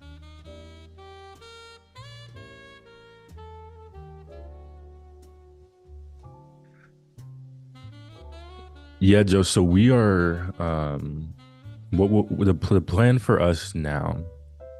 So over the course of this past month, 3 weeks, just been working in this kind of new structure of ours. So it's had to meet yesterday, and so starting next week, on Fridays, every Friday. So we won't have a call on Fridays anymore. Mondays or Fridays, but each Friday, and over the course of the weekend, rolling over into the next week, we will have descriptions of each upcoming call for the next week, along with who's going to be leading that call. And then outside of the leader of that call, of course, most days we're all going to be on. I close Tuesday nights, so Wednesdays I won't be on. So I will either be on Tuesdays or Thursdays. But nonetheless, we will provide the schedule with different things that we will focus on articulating on, different concepts that we'll talk about for that respective call, along with who's going to be leading that call. We feel that, especially as we've moved to the free live call format, just providing insight to what the call is going to be centered around, more or less. And of course, over a span of 2.5 hours, we can't just talk about the same 2-3 things. So we will kind of move outside of the description a little bit. But whatever we highlight for that call, that's what we're going to be focusing on. And again, whoever's leading that call, that's going to be the one who will be doing the articulation of those concepts for the most part. Yeah, that's going to be the ways for from here on out. Just providing that information as early as possible, beginning on Friday the previous week, and then rolling into the upcoming week per se.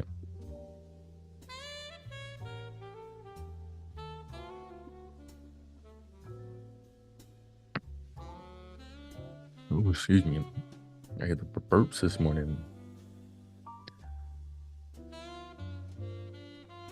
Yep, so no calls Mondays or Fridays. No calls Mondays or Fridays. What we're going to do, we're going to have what we call a Mindset Monday session. So Mindset Monday session is going to be just me, Jerry Marcus, and I. And we're going to work through just different books. We're starting with Think and Grow Rich. And so each week we're going to work through a chapter. So we're going to read the chapter off of the call. And um, then when we get on that, it's going to be a recorded call. So it won't be in a live setting. But so that's what we have Mondays for, just kind of education for us. And then a way for us to develop our knowledge base on Monday. And then as far as Fridays go, Fridays, I don't trade on Fridays. Marcus on and off on Fridays. Manipulation on Fridays can come in heavily. So we've moved off of Fridays as well. And so just sticking to Tuesday, Wednesday, Thursday. Tuesday, Wednesday, Thursday are going to be our trade days moving forward. Giving us that Monday and Friday, giving us, meaning Jerry, Marcus, and I, giving us those Mondays and Fridays for us to increase our knowledge on the financial markets, trading concepts, and just different components of life. For a while now, with going Monday through Friday,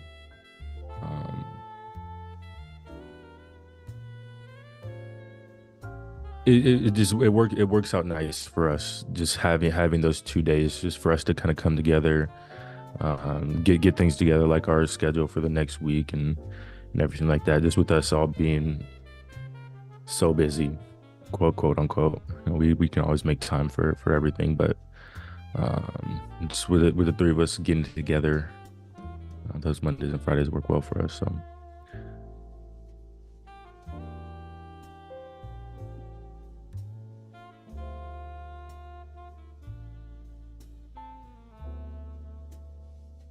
so just as Marcus is doing a call on Monday night, so like I mentioned a second ago, Justin, we're going to do what's called a mindset Monday. So we're not going to be on the charts.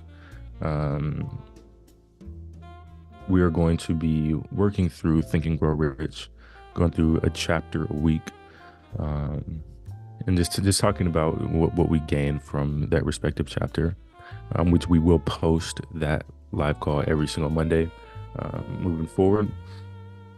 But I'm sure, and this will probably come through Discord. Anytime we do any back testing sessions, anytime we do any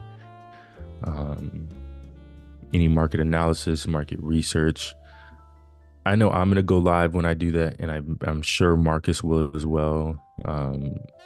Jerry does it, that's up to him, but I'm sure Jerry would go live when he does that as well.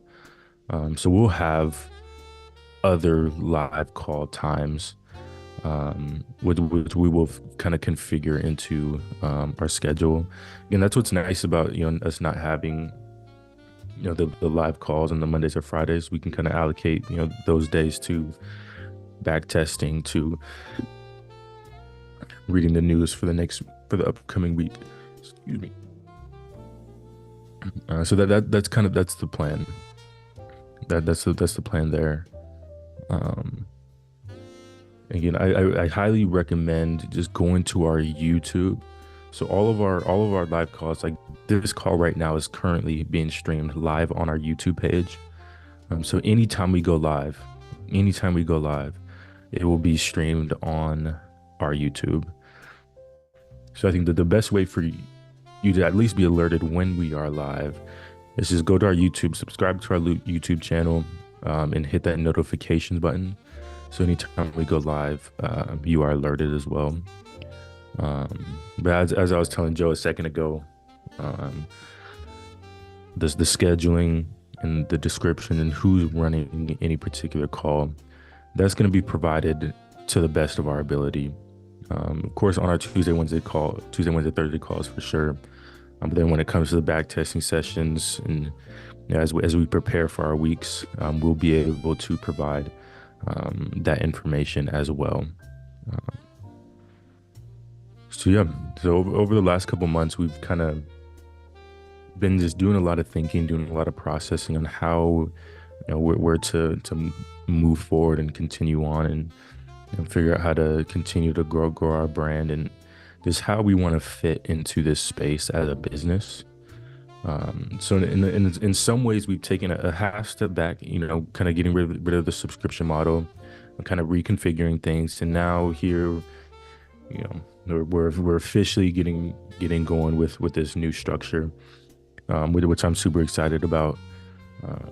And in full transparency, of course, every business needs a product. Every business has to sell something, in order to sustain itself, just like any business. We're fortunate enough to have very, very low overhead, which is very nice for us, which has made this transition super feasible and super, we've been able to kind of take our time with it. But with that, like I said, every business needs a product. Every business has to have something to sell to sustain itself. Like I mentioned, with the 3-day accelerator program, then we'll have a 7-day accelerator program and a 21-day boot camp. Those 3 events we will schedule out for as long as we can. So we'll start with the 3-day accelerator program. The first one will be in about 3.5 weeks from now, finishing up all the programming and curriculum for that, and then I will then start, kind of pushing that out and advertising that, and providing the information as far as what those are going to really be about. And so our thought process with moving away from the subscription model is, if you're paying a subscription, a monthly subscription, that's a very real commitment you have to make to your journey in trading. And then on our end, it's a little bit more stressful than it is now, which is a reason why we changed. If we have 100 subscriptions, monthly subscriptions that are recurring month to month to month, there's a lot of value we have to provide on our end, just in terms of educating the strategy and the concepts, which we found kind of took us away from our trading, which was kind of an unpredicted kind of consequence of the subscription model. So when we got to thinking, went back to the drawing board, we were like, damn, we don't want to take away from our trading at all. So let's kind of get the pressure off of us in terms of having to educate, provide value, and just move our live calls to free. And then having, our 3-day, 7-day, 21-day programs, where then we will really get in there and really hammer in these concepts with very clear, transparent curriculum, in which we will work through. And that will now be, those will now be our products, the 3, 7-day, 21-day accelerators. So again, the first one will get going about 3.5 weeks from now. And yeah, we'll get going from there. So that's the current state of us. That's where we're at. That's how we're progressing through the rest of this year. And super, super, super excited about everything that's going on. We have a really, really big project working on the back end. That we're all super excited about. We're gonna continue to do our thing. We're gonna continue to get on here Tuesday, Wednesday, Thursday, live calls, now free, anyone to access. So if you guys have anyone that, interested in trading, wants to kind of see what day trading's like, now it's perfect for that. It's perfect for anyone to kind of get a gaze into what a trading session looks like, what's kind of the conversation that goes on during trading sessions. And then of course we're on here looking at comments, and we're of course able to, I just realized my camera was off, I apologize. But we're able to answer questions live in the flesh. So yeah, hopefully that answered some questions, gave you a little bit of insight on Bloom, what we're doing, what's kind of been going on. But yeah, we're full steam ahead. Super excited about the future. We're not going anywhere. Bloom's not going anywhere. We're here to stay. As any young business, there's a learning curve and there's things we have to gain knowledge in and become proficient at. And then it's all a process. It's a beautiful process that I've thoroughly enjoyed and have already gained so much from. But again, I'm super excited for the future. Um, and you too, Joe, Justin.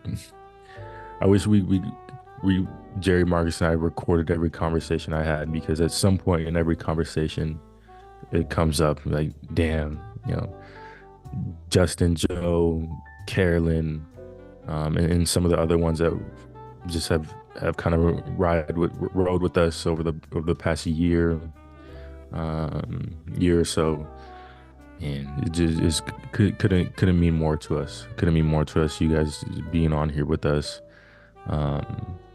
and for that reason, for you guys, we know we can't quit, give up. We want to be here for everyone that has poured into us so much. We want to pour into everyone that's poured into us so much. So I appreciate you guys. I'm gonna get off my soapbox, if you will. Get off my pedestal. Um, but 740. Yeah, I appreciate you guys.